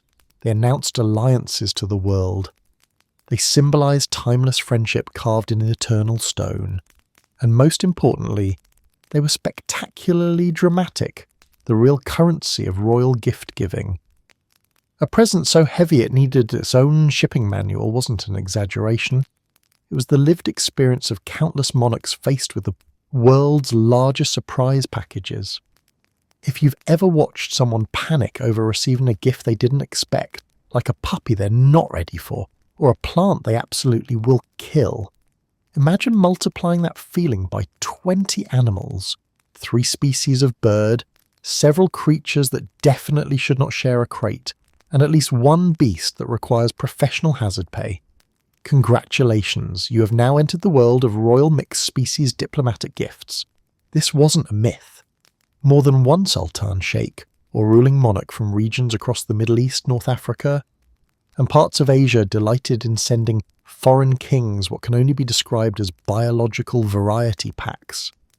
In an age obsessed with exoticism, nothing impressed quite like receiving an entire living menagerie in one diplomatic delivery. And by menagerie, we don't mean a cute assortment of farm animals. We mean a chaotic lineup that looked like the universe shuffled a deck of wildlife and said, "Good luck."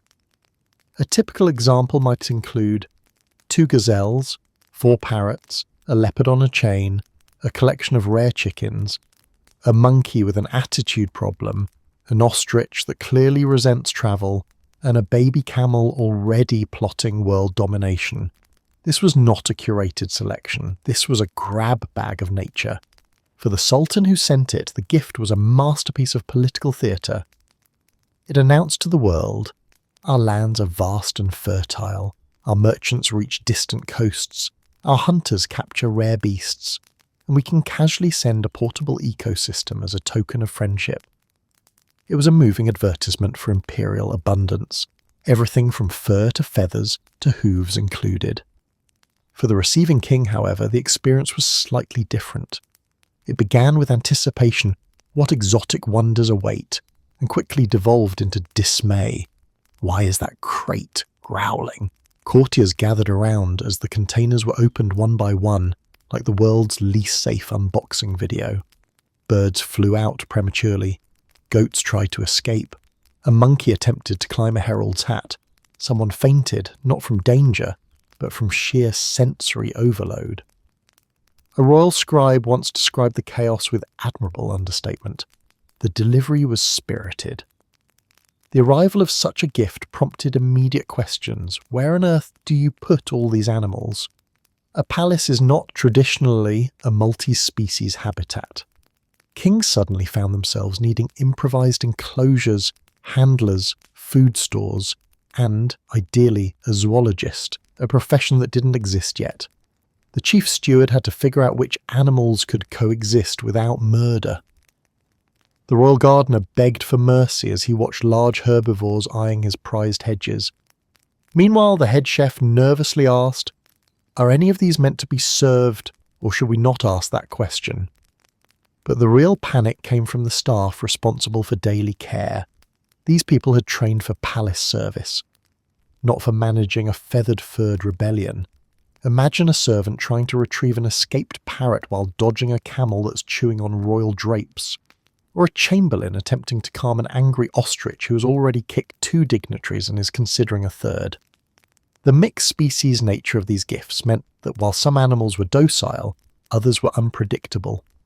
A gazelle might gently nibble an apple from a servant's hand while, nearby, a monkey it was plotting to steal the king's jewellery. A leopard sat regally on a cushion while royal dogs barked in existential confusion. Chickens wandered places no chicken should ever wander. Royal life became one endless attempt to control nature delivered in bulk. Diplomatically, the gift was brilliant. It showed generosity, friendliness, and cultural richness. It symbolised openness and the sharing of natural abundance. But it also created a subtle obligation. If your ally sends you a biological circus, you must respond in kind, if not with animals, then with something equally impressive. This sparked what historians might politely describe as a diplomatic one-upmanship spiral and what the palace treasury might describe as ruin. But there were also political undertones. Sending a herd of mixed animals hinted at the giver's ability to acquire, manage, and transport diverse wildlife, a sign of extensive territorial control. It also subtly reminded the receiving king that the sender could gather resources and mobilize people with shocking ease. If they could assemble a petting zoo in a week, imagine what else they could assemble. And despite the chaos, these gifts often became beloved attraction. Courtiers adored the novelty. Children of the nobility flocked to see the monkey, who inevitably became a palace celebrity despite his terrible manners. Foreign envoys marvelled at the leopard, which lounged with disdain for everyone but its handler. Peasants visiting on holidays were sometimes allowed to glimpse the menagerie, and for many, it was the closest thing to a royal amusement park. In rare cases, the animals became permanent palace fixtures, with dedicated keepers, custom disclosures, and official roles in festivals or ceremonies. Some kings proudly displayed their gifted menageries as symbols of how cosmopolitan and internationally enriched their rule had become. But the real comedic beauty of these gifts lies in how wildly incompatible the animals often were. No curation, no species harmony, just chaos in crates. Thus the perfect summary: it's like Noah's Ark if Noah had no plan. Because nothing says royal friendship like sending your ally a spontaneous biodiversity crisis. If you think people today take books seriously, you have not yet met a medieval or early modern monarch holding a diplomatic manuscript worth more than a castle. Forget casually flipping through pages. These books were treated like volatile artifacts, the literary equivalent of holding a sleeping dragon and praying it didn't wake up. And it makes perfect sense. Some royal gift books were so rare, so irreplaceable, and so expensive that even the slightest smudge could count as an international incident. To begin, royal manuscripts weren't books in the modern sense. They were treasures.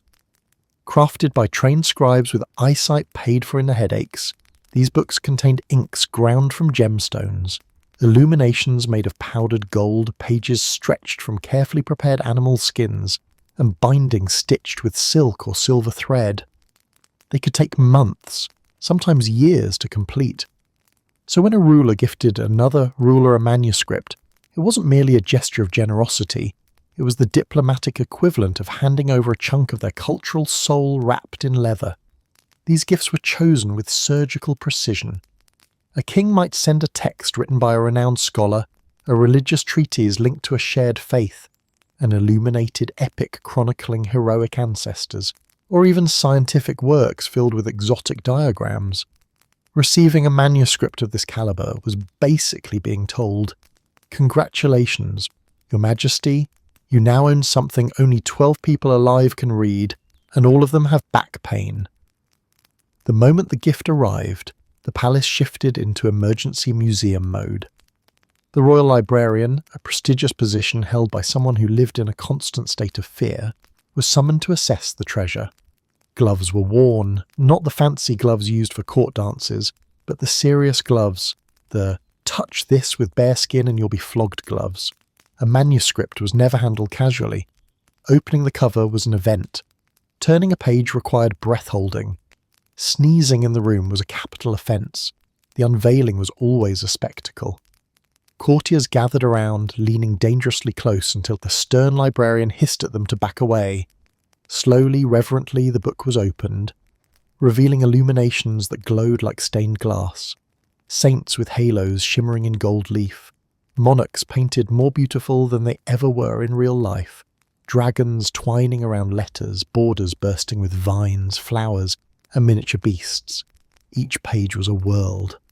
Some books came with jewelled covers, literally encrusted with rubies, sapphires, pearls, or emeralds. These covers served two purposes: to display overwhelming wealth and to deter anyone from actually reading the book. Try lifting a manuscript weighing 35 pounds while maintaining proper royal posture. It was less a book than a decorative brick with narrative aspirations. Why were such manuscripts gifted? Because knowledge was power, and gifting knowledge was a political embrace.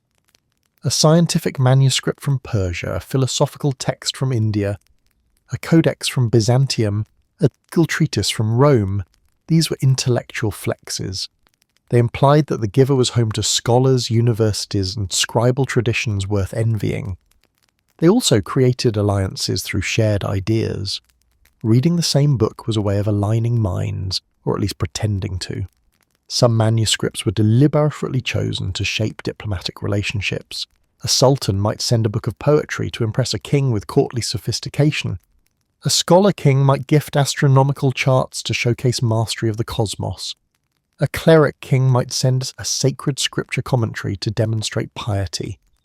Each book contained a message beyond words, a story of culture, belief, and prestige. But receiving such a book came with responsibilities. You couldn't leave it lying around. You couldn't dog-ear the pages unless you wanted to trigger a diplomatic meltdown. You couldn't shelve it between two random volumes and call it a day. Rare manuscripts were stored in climate-safe rooms, or as close as medieval architecture could get, wrapped in cloth, shielded from humidity, insects, and over-enthusiastic nobles who thought scribbles were charming. And heaven forbid someone spilled wine on it. Royal courts maintained strict rules. Only the librarian, the monarch, and carefully selected readers could touch the manuscript. Pages were turned using ivory pointers. Torches and candles were kept far away, or at least farther away than usual. Guards stood watch, because stealing a manuscript was like stealing a crown. To ensure the book's longevity, rulers often invited skilled restorers, people trained to flatten curled pages, repair stitching, or fix flaking pigments. These restorers were treated with the reverence usually reserved for surgeons or prophets. Nobody wanted to be responsible for the day the Golden Book lost a chunk of gold. And of course, books as diplomatic gifts came with political expectations. Accepting a manuscript meant acknowledging the giver's cultural superiority, or at least their generosity. Not displaying it prominently could be interpreted as an insult. Some rulers built entire library rooms purely to house a single gifted manuscript, decorating the chamber with carved shelves, gilded cases, velvet cushions, and inscriptions honouring the friendship. These books also had ripple effects. Scholars were invited to study them. Artists copied their illustrations, poets borrowed inspiration, priests preached from them. The manuscript spread influence quietly, subtly, like an ambassador who required no salary and never said anything embarrassing at dinner. Yet behind all the reverent handling and philosophical symbolism lay the hilarious truth. These books were treated like bombs. Everyone tiptoed around them. Everyone feared damaging them. Everyone understood that the slightest disaster, water, fire, clumsy duke, could spark a scandal logic enough to echo across borders. Thus the perfect line, everyone wore gloves and not the fancy ones. Because in the world of royal gift-giving, no item combined beauty, prestige, anxiety, and cautious page-turning quite like the rare diplomatic manuscript. Before the age of fast fashion, before clothing could be sewn by the millions, before textile mills, before even the idea of seasonal trends, fabric was not merely fabric. It was wealth, it was art, it was diplomacy woven into threads so extravagant they practically glowed in the dark. And when royal families wanted to impress, intimidate, or flatter another ruler, they didn't always reach for jewels or relics or monuments. Sometimes they reached for cloth, but not just any cloth, not linen, not wool, not even the fancy stuff your grandmother keeps locked in a drawer. We're talking silks woven so fine they slip through fingers like water, brocades embroidered with real gold, and robes stitched using techniques that took months of skilled labour. These textiles weren't outfits, they were financial investments with sleeves. And gifted as diplomatic offerings, they became some of the most powerful soft power tools in royal history. Why fabrics were diplomatic gold in eras where every thread was hand-spun, every colour hand-dyed, every pattern hand-loomed. The time and skill required to produce luxury cloth made it one of the most valuable commodities a monarch could offer. A modern person might look at fabric and think, pretty. A medieval or early modern ruler looked at that same fabric and saw the labour of entire villages, mastery of secret weaving techniques, rare dyes traded along dangerous routes, and resources only the most powerful kingdoms could control. Silk alone symbolized access to vast trade networks. Scarlets and purples showcased control of expensive dyes. Gold thread embroidery demonstrated wealth measured not in coins, but in ounces of precious metals woven into clothing. So when a king gifted another ruler a bolt of cloth, he wasn't sending fashion and inspiration. He was saying, "My kingdom is rich enough to wear its treasury, and good luck finding storage for this, because it's worth more than your summer palace." The original flex. Silk was one of the earliest and most famous diplomatic fabrics. For centuries, China guarded the secret of silk production with the intensity of a jealous dragon. To gift silk was to gift a piece of a protected empire. When emissaries travelled with silk bolts, they weren't just delivering material, they were delivering prestige. Receiving rulers displayed silks like trophies, draped over thrones, hung behind altars, or worn once and then kept forever, because replacing a damaged silk garment was financially suicidal. Silk was the kind of gift that made a ruler whisper, "This is exquisite and terrifying." Brocade sour. When weaving becomes witchcraft, brocade was where things truly escalated. These weren't simple patterns. These were tapestries you could wear, woven using multiple layers of threads, including metallic ones, to create scenes so detailed they bordered on miraculous. A brocade robe could feature phoenixes, lions, vines, sunbursts, or entire mythological epics, all shimmering with gold and silver. Receiving such a garment was like being handed wearable architecture. But wearing it, that was another story. Brocade was heavy. Some robes weighed as much as chainmail. Some needed attendants to help carry the train. Some were so rigid with embroidery they moved like folded armour. Thus the great irony, clothes so expensive no one wanted to actually wear them. Monarchs often displayed brocade robes on mannequins or hung them as wall art, because wearing one involved the constant fear of tearing a seam worth a year's tax revenue. Embroidery. Diplomacy in stitches. Embroidery was a political language all its own. Certain motifs signalled peace, others prosperity, others loyalty. A robe embroidered with shared symbols, lions, dragons, flowers, stars, acted as a wearable alliance. Some rulers commissioned custom embroidery for their diplomatic gifts, hiring artisans who spent months stitching minuscule scenes with threads finer than hair. These garments were practically diplomatic letters, beautiful letters, heavy letters that required 3 servants just to fold. The dye that bankrupted men. The colour purple, especially the kind made from Mediterranean murex snails, was so expensive it rivaled gemstones. Saffron yellows cost fortunes. Deep crimson dye sometimes required thousands of insects crushed by the hand. So gifting fabric dyed in rare pigments was the diplomatic equivalent of sending a message written in liquid gold. The recipient understood immediately. They must really want this alliance, or they're trying to make me cry from gratitude and bankruptcy. The storage nightmare. As with many royal gifts, receiving luxury fabric created immediate logistical crises. Where do you put cloth worth more than a castle? You can't shove it into a chest or fold it like your favourite tunic. These fabrics required humidity-controlled storerooms, or as close as medieval engineering could get, designated guardians, protective wrappings, and constant vigilance against moths, small creatures with criminal intentions. Palace records include entire budgets devoted solely to moth protection, because one hungry insect could nibble a hole that financially qualified as a national emergency. Diplomatic pressure, the gift that glares back. Luxury cloth gifts also came with expectations. If a king gifted a robe worth the GDP of a small town, the receiving ruler had to respond with something equally impressive, and suddenly, entire economies were bending under the pressure of textile one-upmanship.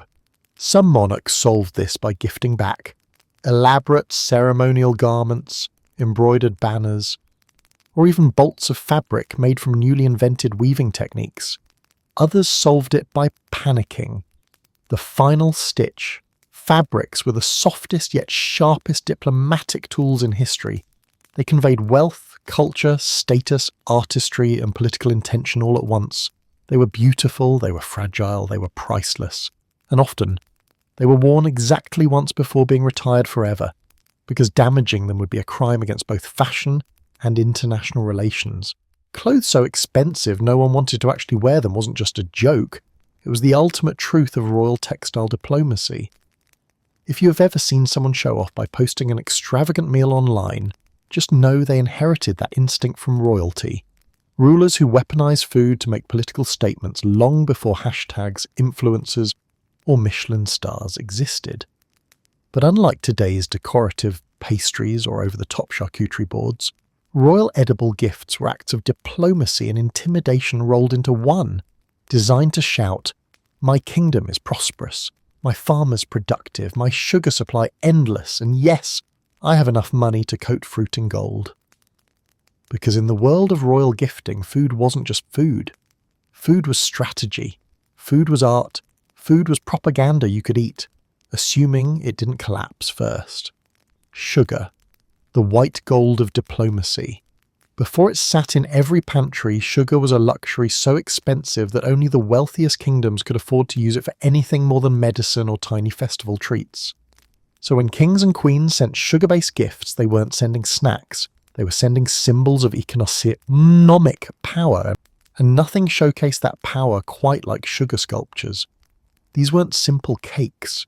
These were colossal architectural masterpieces moulded from hardened sugar, miniature castles, mythological creatures, pastoral scenes, royal busts, entire military battles, and once, a life-size sugar elephant that terrified the kitchen staff. The artistry was breathtaking. Sugar sculptors heated, pulled, carved, and shaped the precious substance into objects that looked almost too perfect to be edible. Court guests gasped. Courtiers applauded. Nearby servants wept because they knew they would have to move the sculpture without breaking it into 1,000 sticky fragments. A sugar sculpture presented as a diplomatic gift carried several messages. "I control a trade network wealthy enough to drown in sugar. My artisans are so skilled they can turn dessert into trauma. Please enjoy this before it melts." Because yes, most sugar gifts were temporary. If humidity rose even slightly, these sculptures began drooping like disappointed swans. Some collapsed mid-banquet. One diplomat recorded a sugar tower that slowly leaned, and then fell directly into a duke's lap, coating him in what was technically the most expensive bath he'd ever had. Thus the perfect summary: behold, edible wealth spoils in 2 days. Gilded fruits, because regular apples were too humble. When monarchs wanted to elevate fruit into the realm of economic flexing, they gilded it, literally painted apples, pears, and oranges with thin sheets of gold leaf. Why? Because gold leaf was edible barely, expensive, delicate, and very shiny. All qualities a royal gift should embody. Gilded fruit said, "Our treasury is overflowing. Our orchards thrive. We have enough gold to treat snacks like jewelry." Some rulers sent entire baskets of glimmering fruit, turning simple produce into objects that looked like they belonged in a dragon's hoard. The recipient wasn't expected to eat them, not unless they wanted to spend the next week picking metallic flakes out of their teeth.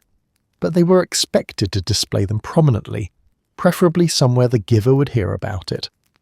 Nothing annoyed a monarch more than learning their gilded pears were hidden in the pantry instead of being admired by visiting ambassadors.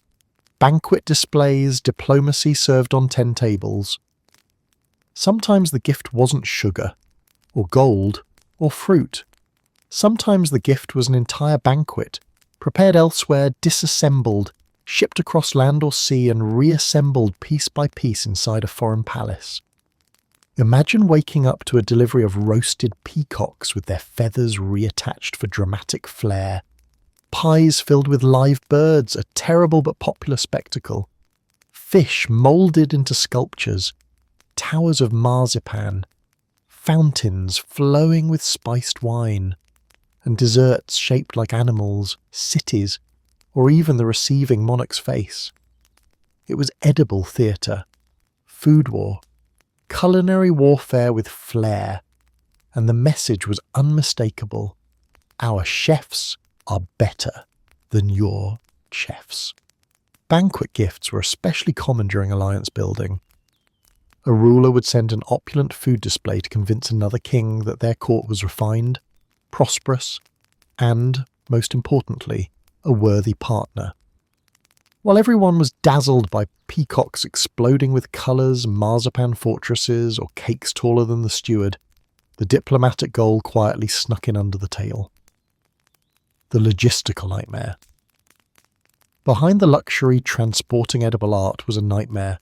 Food spoiled, melted, broke, or escaped in the case of live surprise pies. Entire squadrons of servants were assigned to carry delicate sugar pieces on shock-absorbing cushions. Caravans moved slowly to prevent cakes from shaking apart. Some rulers even invented new containers or experimented with cooling techniques simply to protect their culinary gifts. Upon arrival, the recipient had to deal with storage, presentation, guarding the expensive food from hungry officials, and occasionally preventing animals from mistaking the sugar sculpture for a plaything. Royal deer once ate a diplomatic fruit display, triggering a scandal so large it nearly derailed treaty negotiations.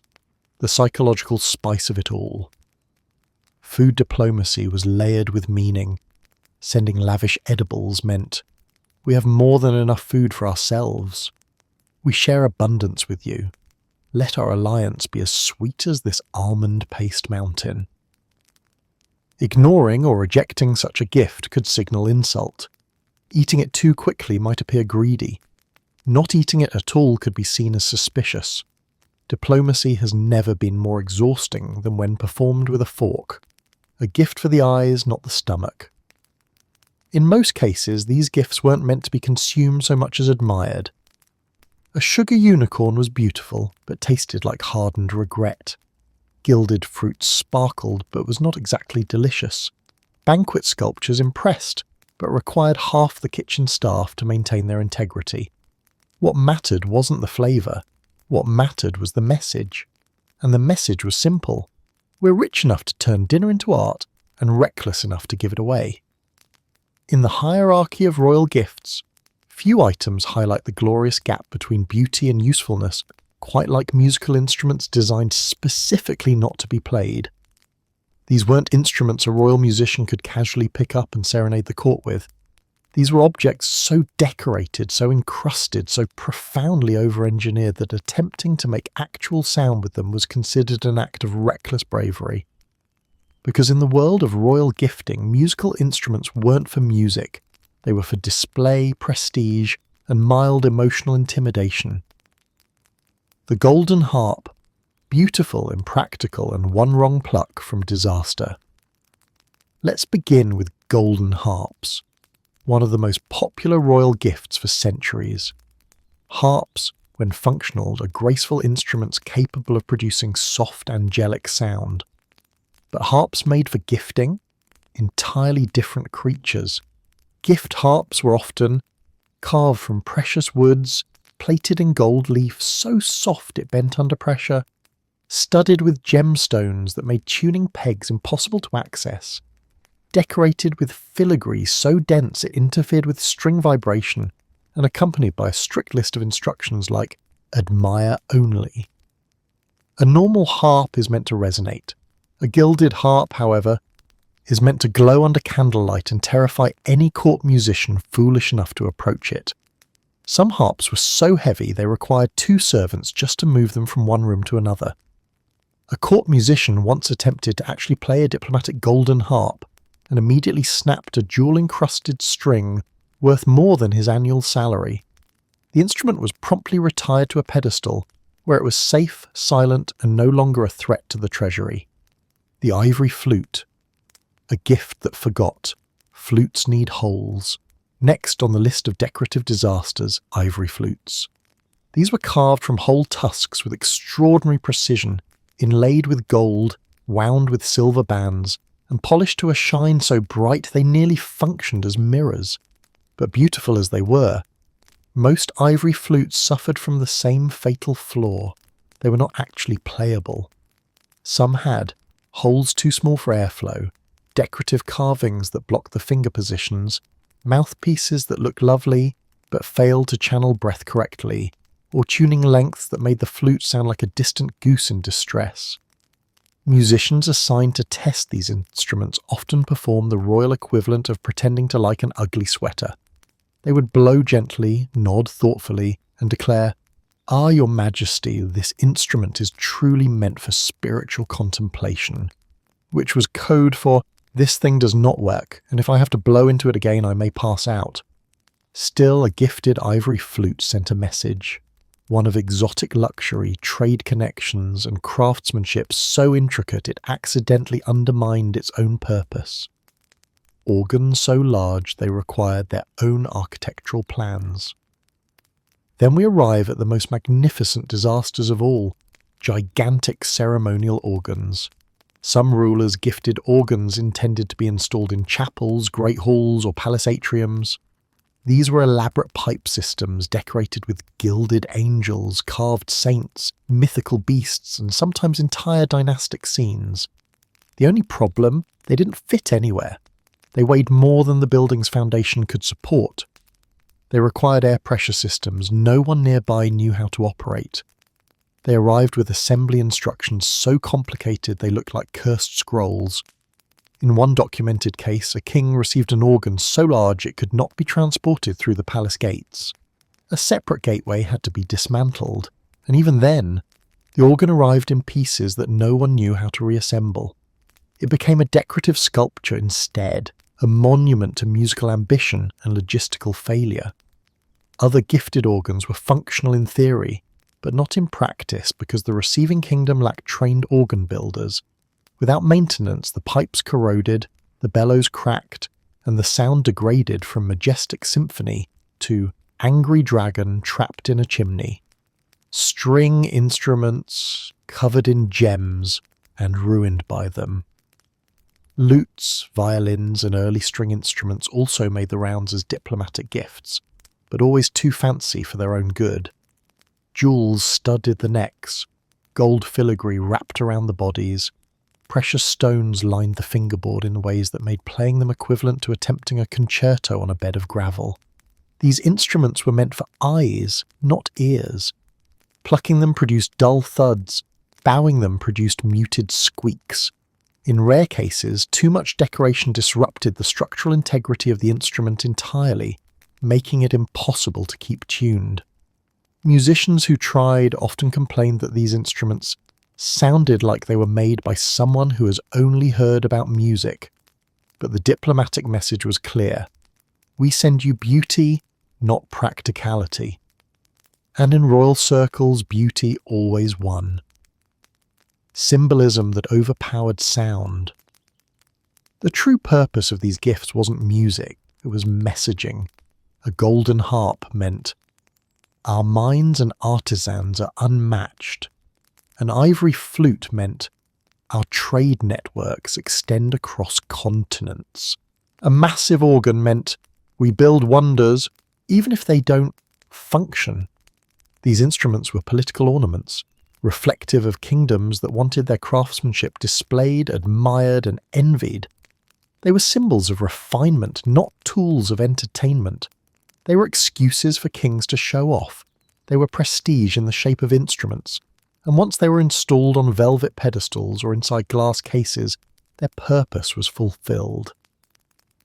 The silent concert of diplomacy. Ironically, the most musically significant instruments in a court were often the plain ones, the sturdy lutes, modest harps, and practical pipes used every day by actual palace musicians. Meanwhile, the golden harp sat untouched. The ivory flute glittered quietly. The giant organ gathered dust in a corner large enough to host diplomatic conferences, and everyone admired them from a safe, respectfully silent distance. A perfect gift, as long as you don't expect music, wasn't just a quip. It was the entire philosophy behind these objects. Before we dive in, let's make one thing very clear. The idea of gifting people is deeply unsettling today, and rightfully so. But in the historical world of royal diplomacy, where hierarchy ruled every breath and social mobility was as rare as a dragon sighting, the practice was disturbingly common. Kings and queens traded not just treasures, but skilled individuals whose talents were prized so highly they were treated as diplomatic assets. And so we arrive at one of the most ethically complicated, eyebrow-raising, and unintentionally awkward traditions in royal history: the human gift. Imagine standing in a grand hall, watching the royal gift unveiling ceremony, expecting a tapestry or jewel-encrusted something, only for the visiting ambassador to gesture toward a nervous man and proudly declare, "Behold, a master chef, use him well." It was like a talent show where the prize was international relocation. Why people were gifted in the first place. In an era where specialized skills were scarce, the greatest luxury wasn't gold or spices, it was expertise. Kings and queens desperately wanted master musicians to elevate court ceremonies, scholars to teach their heirs philosophy and languages, artisans capable of creating wonders no local craftsman could replicate, engineers and architects to build new structures, cooks who knew how to prepare dishes only tasted in distant lands, translators for diplomatic work, entertainers to impress guests, and sometimes religious figures to strengthen alliances. So when an ally gifted a particularly skilled individual, it was more than a present. It was a transfer of knowledge, artistry, and prestige. A diplomat might not care about receiving a chest of jewels, they had enough. But receiving a world-renowned astronomer, or a singer whose voice could allegedly calm storms, or a calligrapher whose handwriting turned letters into masterpieces, now that was a treasure. A monarch could brag for years. "Oh yes, our royal physician was a gift from the Sultan. Amazing fellow, barely complains." Performers, the most portable prestige. Among the most commonly gifted individuals were performers, jugglers, acrobats, dancers, actors, musicians. Courts loved entertainment the way modern audiences love viral videos, endlessly, loudly, and without shame. A gifted troupe of musicians was a show-stopping diplomatic gesture. They brought exotic songs, instruments, and performance styles that turned a royal event into a cultural spectacle. Dancers from distant regions introduced new rhythms. Acrobats amazed crowds. Storytellers captivated audiences with tales no one had ever heard. But imagine being the performer in question. You go from your home court, where everyone knows your name and your preferred rehearsal lighting, to a foreign palace where the language is unfamiliar, the rules are baffling, and everyone judges you instantly based on your opening number. As one medieval poet once wrote, paraphrased, "I was sent as a gift to another king. I performed admirably, but the goats outside were more impressed than the nobles." Chefs, the high-stakes human gift. Royal kitchens were battlegrounds of culinary one-upmanship.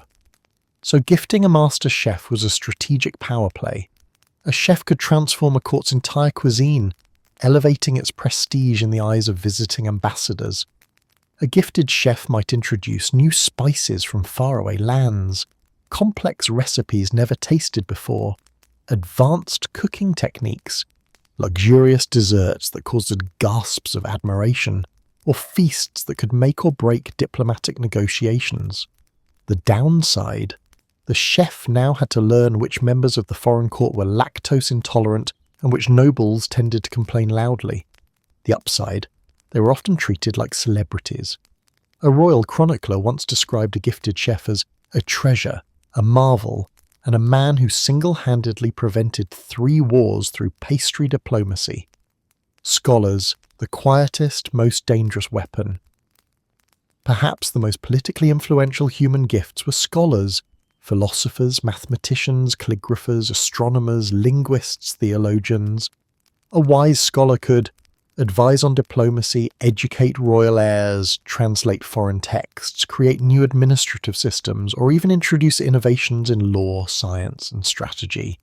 These scholars often shaped a kingdom's entire intellectual climate. Imagine a king receiving a scholar so brilliant he could debate 10 courtiers at once, or a mathematician who introduced new navigation methods, or an astronomer whose charts rewrote the kingdom's understanding of the heavens. This wasn't just a gift, it was a strategic recalibration of an empire's mind. Artisans and craftsmen, human engines of innovation. Gifted artisans were another vital category. Master metalworkers, potters, painters, tapestry weavers, jewelers, architects. These individuals often brought new artistic traditions with them, transforming the receiving kingdom's cultural identity. A gifted architect might design a palace wing unlike anything the kingdom had ever seen. A potter might introduce a glazing technique that becomes the court's obsession. A jeweller might craft pieces so luminous the local nobles fell into economic despair trying to imitate them. These human gifts didn't just work, they reshaped their new societies. Diplomatic servants, prestige or problem. Some monarchs gifted trained servants, advisors or courtiers known for loyalty, etiquette, and organisational brilliance. They might be tasked with assisting the receiving king, teaching court manners or serving as household managers. But imagine being that servant. One moment you're preparing linens in your native palace, the next you're being exported abroad like deluxe human furniture. Imagine being gifted at a royal Christmas party. You'd spend the ride wondering if the next palace will serve your preferred tea, the human cost behind the prestige. While rulers saw status and strategy, the reality for these individuals varied greatly. Some lived privileged lives and rose to prominence. Some found new freedoms and opportunities. Some endured hardship or neglect. Some became deeply respected cultural figures, and some simply missed home. Their experiences range from glamorous to tragic. The practice may be horrifying in a modern lens, but historically these individuals often became bridges between cultures, carriers of knowledge, innovation, and art that shaped entire eras. The final irony: royal courts loved the symbolism of gifting human talent. But the greatest irony was this. These gifts changed history more than the jeweled swords, gold armour, or giant tapestries ever did. A scholar could shift a kingdom's philosophy. A chef could introduce a national dish. A musician could revolutionize court culture. An artisan could spark artistic renaissances. Human beings were the most valuable, transformative gifts ever exchanged, and the ones kings most carefully negotiated. If you've ever struggled to come up with a good birthday present, imagine being a monarch whose gift-giving options included entire land masses. Not trinkets, not baubles, but forests, valleys, meadows, fishing villages, mountain passes, and, more often than anyone wanted, swamps. Because nothing says friendship like handing someone several square miles of damp misery and insisting it is a generous gesture. Welcome to the high-stakes world of land gifting, the most dramatic, politically loaded, and occasionally catastrophic form of royal generosity. Why land became the ultimate gift? Land was the most powerful resource a ruler possessed. It meant control, wealth, food production, population loyalty, and, most importantly, symbolic authority. So gifting land was no casual gesture. It was the diplomatic equivalent of handing over a slice of your soul. Land gifts were used to seal alliances, repair political insults, strengthen marriage contracts, avoid conflicts, reward favours, or subtly burden a rival with territory that required more effort than payoff. It told the world, we trust you enough to give you this soil. And sometimes, we trust you enough to take care of this problem we absolutely don't want anymore. The good, the bad, and the extremely marshy. Not all land gifts were created equal. Some kings received fertile valleys overflowing with agricultural potential. Others received bustling trade villages. And then there were the unfortunate souls presented with bogland. Swamps were astonishingly common diplomatic presents. Why? Because they were hard to farm, hard to navigate, and filled with insects whose only diplomatic goal was to ruin someone's day. Gifting a swamp allowed a king to appear generous while quietly thinking, excellent, someone else can drain this cursed place. Thus the perfect comedic truth. Congratulations, here's a swamp. It's sentimental. Still, even the worst land could be spun positively at ceremonies. My noble friend, this land is a symbol of our eternal alliance.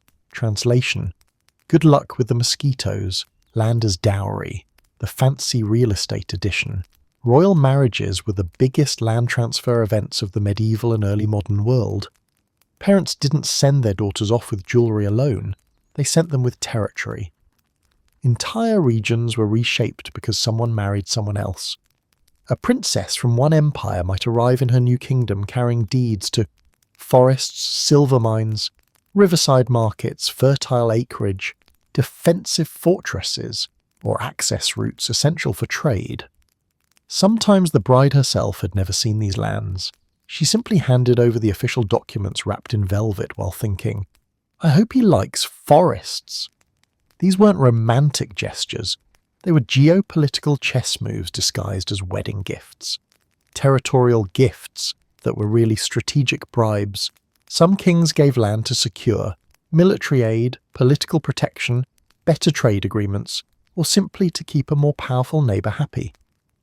A ruler might send an ambassador to deliver a proclamation like, His Majesty gifts you these 3 fertile valleys as a token of peace.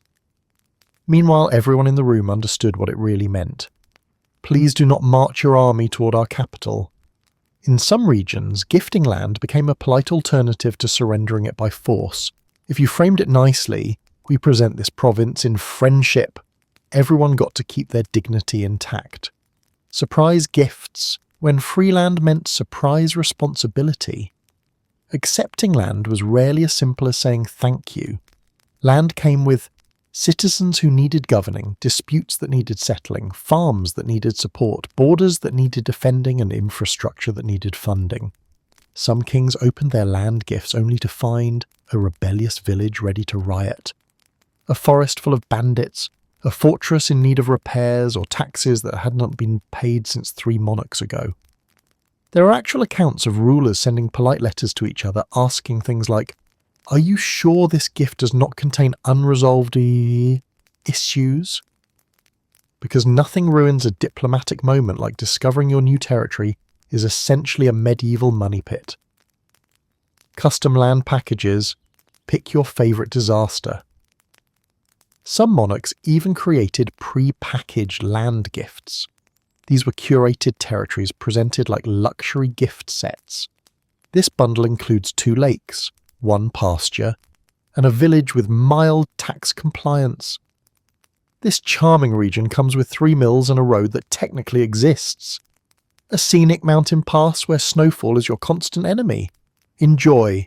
Royal cartographers worked overtime drawing maps that looked more flattering than reality. A swamp became a wetland economic opportunity. An infested forest became a resource-rich hunting ground. A rocky wasteland became an untapped frontier. No one lied, but everyone exaggerated with enthusiasm. When land gifts reshaped geography itself, some land gifts had historical consequences. They shifted borders, they united kingdom, they split regions apart, they ignited new alliances, they launched generations-long disputes. A square mile gifted in political goodwill could spark a century of arguments later, especially once someone realised that the gifted riverbank was sitting on valuable trade routes or undiscovered mineral deposits. Land gifting was essentially the butterfly effect, but with dirt. The ceremony, because nothing says prestige like dirt on a velvet pillow. The actual presentation of land was almost comically symbolic. You couldn't exactly hand over a field, so instead the king gifted a jar of soil, a turf block, a ceremonial key, a stylized map, or a miniature model of the gifted region. These items were placed on embroidered cushions, carried by servants with deadly seriousness. Nobles applauded as if someone had just handed over a priceless artifact rather than a clump of earth on a pillow. The final irony royalty adored gifting land because it let them look generous while subtly shifting burdens, tightening alliances, or reshaping politics. But receiving land was often a mixed blessing. It meant new power, but also new headaches. And that is the essence of land diplomacy, a priceless gift that might ruin your treasury, anger your neighbours or flood every spring, but hey, at least it was sentimental. Royal weddings have always been extravagant affairs, but historical royal weddings weren't just events. They were geopolitical seismic waves. Entire kingdoms paused, diplomats sweated, economists panicked, and gift-giving skyrocketed into a dazzling spectacle of unhinged generosity. These were not token presents or polite gestures. These were monumental, borderline theatrical displays of wealth, status, and ambition. Because when royal families married, the gifts weren't simply meant for the happy couple, they were meant for the watching world. Nothing said our dynasty is powerful like presenting your new in-laws with several tons of silver, a carriage carved by master artisans, a dowry the size of an economic stimulus package, or, if you were feeling particularly dramatic, a small island, and sometimes a fleet. Indeed, we have documented dowries so massive that the modern equivalent would be scrolling through a wedding registry and seeing the groom's family casually gifting 1 naval squadron, 12 ships, 400 horses, 3 villages, and a diamond the size of a melancholy chicken egg. An historian simply wrote, "a generous dowry." When a carriage wasn't just a carriage, it was a moving palace. Royal wedding. Carriages were among the most flamboyant gifts imaginable. These weren't mere transportation. They were rolling statements of glory. A typical diplomatic wedding carriage included gold-plated wheels, velvet interiors you're soft enough to make the bride rethink standing, windows framed with silver arabesques, panels painted with the mythological scenes, and suspension so terrible the entire vehicle shook like a portable earthquake. But they were beautiful. So beautiful, in fact, that they were rarely used for actual travel. A bride sitting inside risked either melting into a pool of overheated silk or damaging a golden filigree worth more than a village. Thus, many of these wedding carriages became ceremonial ornaments, displayed proudly yet touched sparingly, like a royal version of the expensive plates your grandmother refuses to let anyone eat from. Manuels, heavy, dangerous, and politically potent. If the bride could not move under the weight of her wedding jewellery hoard, the marriage was considered a success. Royal wedding jewels were extravagant to the point of absurdity. Necklaces were layered with pearls as large as marbles. Crowns glimmered with diamonds, sapphires, and rubies arranged to blind any guest sitting too close. Bracelets jingled like miniature treasure chests.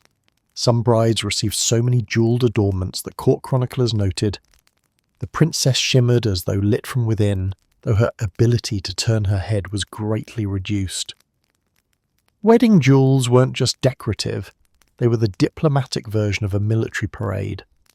They communicated the wealth of the bride's family, the stability of the alliance, the prestige of the match, and the unspoken message, "Try invading us, we dare you."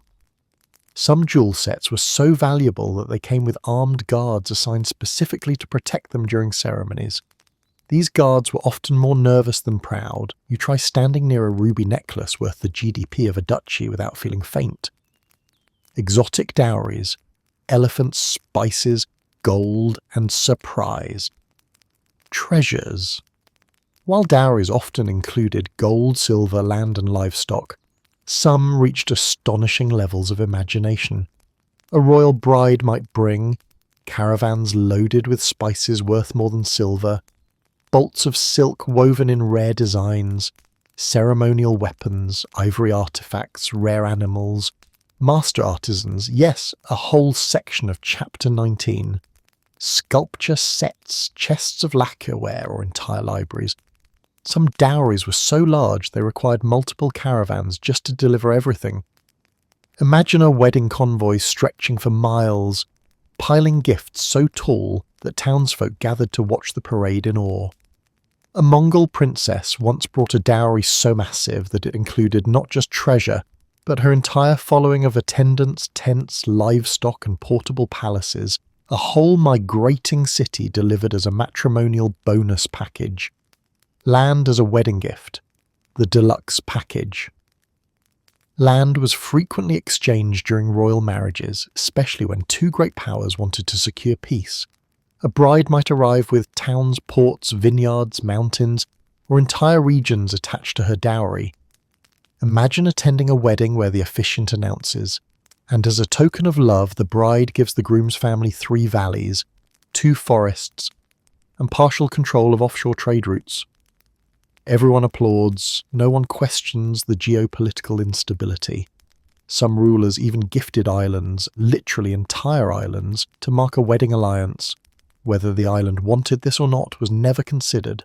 Navies, armies, and functional government units. But the crown jewel of wedding gift insanity was the gifting of military forces.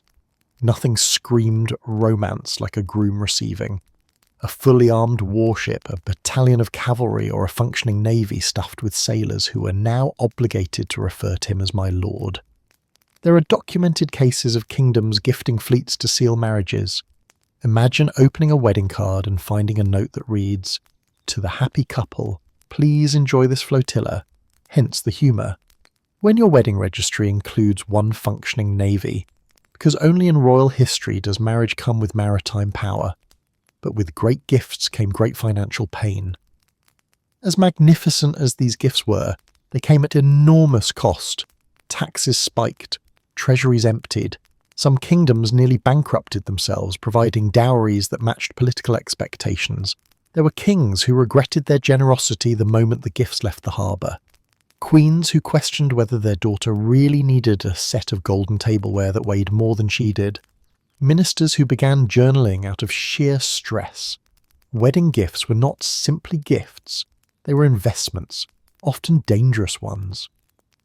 But they worked, they dazzled foreign courts, they left nobles speechless. They turned weddings into political thunderclaps that echoed for decades. The final flourish. Over-the-top royal wedding gifts captured everything absurd, beautiful, and strategic about monarchy.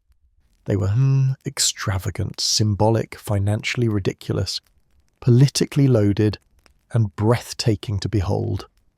They made marriage look less like a union and more like an imperial auction, where everyone tried to outbid fate itself. Some royal gifts were sincere, some were extravagant, some were impractical, chaotic, or downright ridiculous. And then there were gifts that were not gifts at all. These were the weapons of etiquette warfare, offerings dipped in honeyed words but just sharpened beneath the surface. To the untrained eye, they looked like generosity. To anyone fluent in court politics, they were messages, warnings, provocations, or beautifully wrapped insults. Entire diplomatic careers were built on studying such symbolism. Entire wars have been sparked because someone misinterpreted the meaning of a harmless object. Because in royal diplomacy, a gift could be a treasure or a threat disguised in silk. When a clock wasn't just a clock. One of history's most infamous categories of threatening gifts was the clock. On the surface, gifting a magnificent timepiece seemed thoughtful. Look closer, however, and the message could read, "Your time is running out. We are watching your every minute. Your reign is ticking." Even worse, some clocks chimed in tones chosen very deliberately. A loud, solemn toll could imply funerary symbolism. A delicate chiming might convey childlike innocence, a coded insult if the receiver was accused of political naivete. To make matters more stressful, some clocks had inscription or hidden mechanisms that made the symbolism painfully clear. In one case, a clock delivered to a European monarch rang at irregular intervals, which is court interpreted as the sender saying, "Your kingdom lacks order." It caused 3 weeks of diplomatic panic before someone discovered the clock was simply defective. But the king kept mistrusting the sender anyway. Weapons as friendly gifts with a message. In Chapter 10, we explored decorative weapons, beautiful, useless, and heavy enough to sprain a wrist. But sometimes a weapon gift wasn't decorative at all. Sometimes it was intentionally functional and intentionally ominous. A finely forged sword might mean, "We admire your strength. We acknowledge your warrior lineage. We expect you to go to war soon and perhaps against us." A spear engraved with hunting scenes might imply the receiver was prey. A dagger with a hollow handle might suggest knowledge of poison. A crossbow could be interpreted as, "We see you as an equal or an obstacle." Kings receiving such gifts often smiled politely, while glancing nervously at their advisors. Court chroniclers rarely wrote the truth plainly, but diaries and private letters reveal the real reactions. "The blade was exquisite, and I do not trust the man at all. It glitters beautifully in the hall, but I will not sleep near it. I thanked him.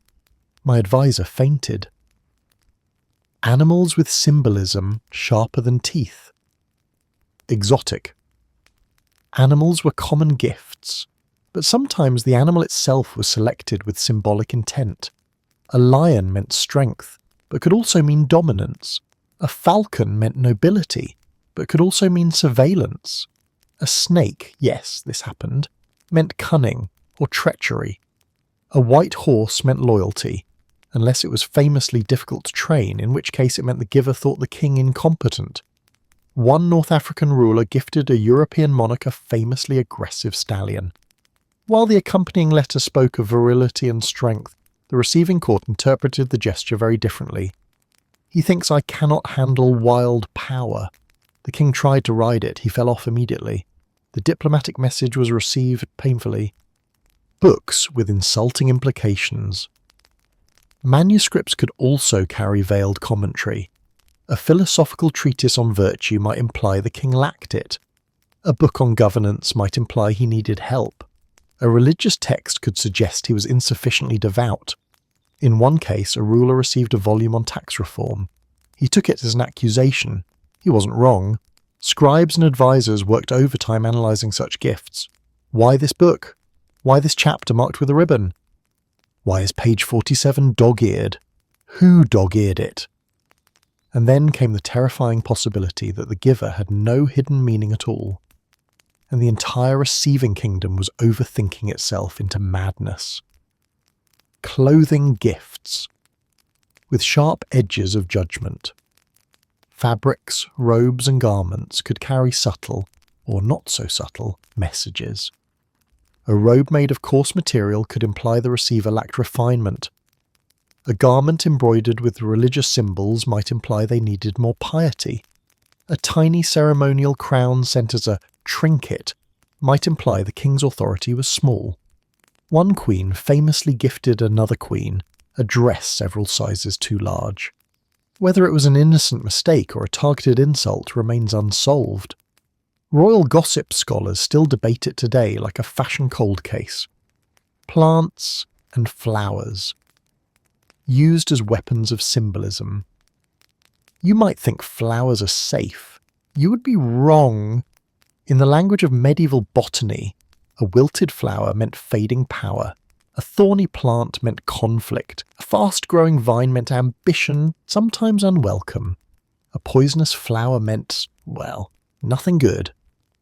A king once received a potted olive tree, a traditional sign of peace, only to discover its roots were dying.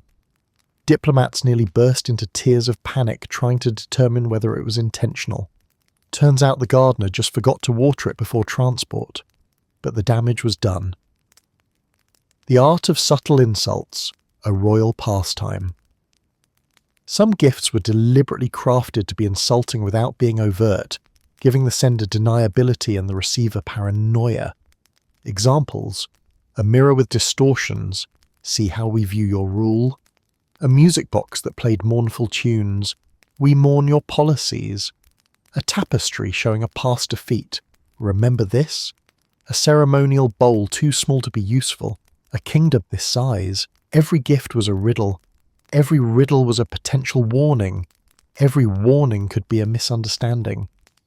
Court scholars spent days interpreting subtext. Envoys studied symbolism like their lives depended on it, because they sometimes did. And so emerges the perfect humour line. Here's a beautiful clock, it means your time is running out. Because in royal diplomacy, even generosity had teeth. Royal gifts were meant to impress, intimidate, flatter, and smooth over diplomatic tensions, but they also had a long, humiliating history of going terribly, catastrophically wrong. These weren't small failures. These were epic collapses of planning, luck, and occasionally common sense. When a normal person sends a package, the worst-case scenario is a delayed delivery. When a king sends a gift, the worst-case scenario is a diplomatic insult, a national scandal, or a multi-kingdom crisis that begins with the words, "Your Majesty." The ship sank. Because somewhere at the bottom of the sea, and historians say this with confidence, lies a glittering graveyard filled with tapestries, jewels, exotic animals, priceless artifacts, and several diplomatic notes that now read, "Sorry, our bad." This is the realm of royal gift fails, where prestige drowned, shattered, vanished, or simply fell apart in the most spectacular ways possible. Lost at sea, the most common royal gift disaster. Oceans were fickle, and royal gifts were heavy, fragile, or both. Entire caravans of treasure-boarded ships that were built of wood, held together by faith and optimism, dependent on unpredictable winds and constantly threatened by storms, reefs, and creatures that sailors preferred not to name. So many royal gifts ended up at the bottom of the oceans that modern marine archaeologists regularly find diplomatic offerings strewn across shipwrecks. Pearls, gold coins, ceremonial weapons, chests of spices, bolts of fabric wrapped for princes long dead, and sometimes, heartbreakingly, pieces of rare artifacts that never reached their intended monarch. A famous example, a priceless diplomatic gift intended for a European king, a chest filled with jewels, rare pearls, luxury silk, carved ivory and several illuminated manuscripts, sank during a violent storm. The ship went down so fast that the crew barely escaped, leaving behind a treasure trove that still lies in fragments on the ocean floor. The king, upon hearing the news, reportedly responded with the royal equivalent of, "Wonderful, now I get to write the world's most awkward, thank you letter." Pirates, history's rudest middlemen. If storms didn't steal the gift, pirates often did. Pirates loved royal gift convoys. To them, a diplomatic shipment was basically a floating buffet of everything shiny. And because gift convoys were specifically stocked with expensive objects, pirates considered them jackpots. More than one royal alliance nearly collapsed because pirates intercepted a present and claimed it for themselves. Imagine the political nightmare. Kingdom A sends priceless gift to Kingdom B. Pirates steal it. Kingdom B accuses Kingdom A of never sending it. Kingdom A swears they did. Kingdom B suspects deception. Kingdom A suspects sabotage. Pirates are thrilled. It took months, sometimes years, to resolve such disputes, usually ending with both kingdoms agreeing that if anyone should be blamed, it's probably the sea. One royal diary recorded the diplomatic fallout after a group of pirates stole a crate containing rare perfumes and precious spices. "We intended to honour our allies. Instead, we may have financed a pirate retirement vacation." Animals that did not survive the journey. Transporting animals across long distances was a spectacle waiting to become tragedy. Monarchs loved gifting exotic creatures, but the creatures did not always love the journey. Elephants fainted in desert caravans. Giraffes were impossible to fit on certain ships. Peacocks fled at the first opportunity. Falcons escaped into the sky mid-delivery. Monkeys ate the paperwork. And occasionally, the animal that did survive the trip arrived in such a mood that no one dared approach it. One sultan gifted a king an enormous, magnificently trained cheetah.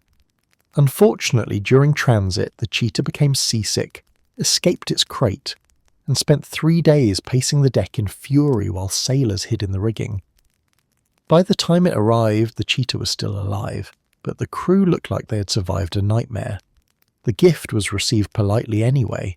Royal etiquette demands many things, including pretending not to notice that your expensive new pet hates everyone. Gifts that arrived. Broken, bent, or sad.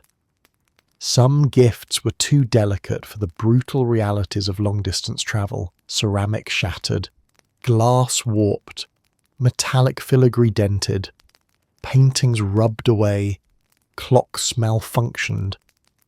Mechanical automata broke into pieces, turning into a kind of glittering puzzle that no one knew how to fix. An emperor once sent a beautiful gilded carriage across mountains. By the time it arrived, mudslides, axle breaks, and desperate repairs had left it lopsided, cracked, and dragging one wheel like a wounded beast. The receiving monarch accepted it anyway, displaying it in the palace as a lesson in diplomatic perseverance. Sometimes tapestries got soaked in storms, and palace staff spent weeks trying to dry them without warping the fabric. Sometimes perfumes leaked, turning entire cargo holds into aromatic disasters. Sometimes letters dissolved into goo, leaving the receiving king with a chest full of ruined parchment and one very apologetic messenger. One court chronicler described an arriving gift as, "It once resembled a mirror. Now it resembles a disappointing pancake." Gifts that never found their recipient. In some cases, both the gift and the intended monarch failed to meet on time. Monarchs died unexpectedly. Courts moved due to plague, war or fire. Gifts arrived to empty palaces, confused staff, or, in one particularly absurd case, a completely new dynasty. Historians record a situation where a lavish diplomatic gift, including jewels, rare metal, work, and ceremonial garments, arrived at a kingdom whose previous monarch had died 3 months earlier. The new king was confused, suspicious, and convinced the gift carried hidden political meaning. It took 10 ambassadors and several frantic letters to clarify the misunderstanding. The diplomacy of apology notes or royal gift failures required apology letters written in the highest possible poetic form. The goal: make the disaster sound like a cosmic accident rather than human error. Common themes included blaming storms, blaming fate, blaming the flaws of mortal men, blaming pirates, insisting the thought still counts, promising to send an even better gift soon, and not mentioning that the treasury is crying. These letters were so carefully crafted that some survived as literary gems, but the reality always lingered. Somewhere at the bottom of the sea is a treasure chest full of awkward apologies. The final irony gift failures reveal something profoundly human about monarchs. For all their power, they could not control weather, oceans, animals, or chaos. Even the most well-planned diplomatic gesture could dissolve into disaster, forcing kings and queens to rely on charm, excuses, and very creative messaging. It is the grand, glorious truth of royal gift history. Some gifts dazzled, some gifts astonished, and some gifts simply sank. When you step back and look at the sheer chaos of royal gift-giving, the elephants that no one could house, the sugar sculptures that melted in the sun, the tapestries so large they needed their own postal codes, the weapons too fancy to lift, and the friendly clocks that whispered threats, you begin to realise something profound. Royal gifting wasn't simply about generosity. It was a theatre of power, anxiety, identity, and insecurity, wrapped in velvet and delivered with ceremonial trumpets. These gifts weren't random acts of extravagance. They were strategic performances, carefully designed to say what words could not. And they tell us more about the psychology of kings and queens than any coronation speech ever did. Gifts as symbols of identity and culture. Every extravagant object sent across borders carried pieces of the culture that created it. Chinese silk revealed intricate weaving traditions and expansive trade routes. Persian carpets illustrated cosmic symbolism and artistic mastery. Italian automata showcased Renaissance engineering brilliance. West African goldwork displayed mastery of metallurgy, passed down for generations. A royal gift was a kingdom saying, "This is who we are, this is what we value, this is what we can create." A tapestry wasn't just art. It was a woven argument for cultural superiority. A jewelled sword wasn't for combat. It was for communicating aesthetic philosophy. A live animal wasn't a novelty. It was a living emblem of empire. These objects were messengers, diplomats made of silk, feather, stone, or gold. The ego behind the excess royalty had egos large enough to need their own stables, and gift-giving became one of the primary arenas where those egos sparred for dominance. Every gift needed to be larger, shinier, rarer, heavier, more expensive, more confusing to future historians, and ideally, more difficult for the recipient to gracefully regift. A king didn't just want to send a horse. He wanted to send the tallest horse anyone had ever seen. A queen didn't want to send jewellery. She wanted to send jewels so massive the recipient required neck support. A sultan didn't want to send spices. He wanted to send an entire caravan of spices, accompanied by dancers and musicians who played only in odd time signatures. This was political ego dressed up as generosity. The desire not just to give, but to be remembered as the one who gave. And if the recipient couldn't match or surpass the gift, well, that was its own victory. Most royal gifts contained messages, sometimes subtle, sometimes aggressively unmistakable. A gilded harp? We have more gold than you. A rare manuscript? Our scholars are superior. A giant clock? We invented timekeeping. You're welcome. Land gifted as a wedding present? Let us never speak of the war this is supposed to prevent. Even the act of sending a gift had political calculations behind it. To whom was it addressed? How many people carried it? How many trumpets announced its arrival? Where in the recipient's palace was it intended to be displayed? Diplomacy was not simply written in ink. It was wrapped in tapestries, carved in ivory, marched in with animals, sculpted in sugar, and paraded on gilded carriages. The deep-rooted royal insecurity. For all their pomp and power, royalty were some of the most insecure humans in history. They worried endlessly about appearing weak, appearing unsophisticated, appearing poor, appearing less cultured, appearing overshadowed by rivals, and worst of all, appearing forgettable. Gifts became an emotional shield. Giving something enormous, spectacular, or bewilderingly extravagant allowed monarchs to assert control, reassure themselves of their status, and project stability, even when their kingdoms were trembling beneath the surface. A king whose harvests had failed could still unveil a peacock-shaped sugar sculpture. A queen whose treasury was strained could still send pearls and gold-stitched brocade. A sultan facing rebellion at home could still gift a mechanical marvel no foreign court had ever seen. These gifts were confidence theatre, a glittering mask over political anxiety, the humanity hidden beneath the absurdity, behind the luxury, behind the swagger, behind the diplomatic chess. These gifts reveal a deeply human truth. Power is always performing. Kings and queens were constantly watched, judged, gossiped about, and analysed. Every gesture shaped reputation. And turns out, nothing shapes reputation quite like gifting someone a giant cheese wheel, a fully trained elephant, or a mechanical bird that chirps exactly twice before breaking. The absurdity wasn't the point, but it became the legacy.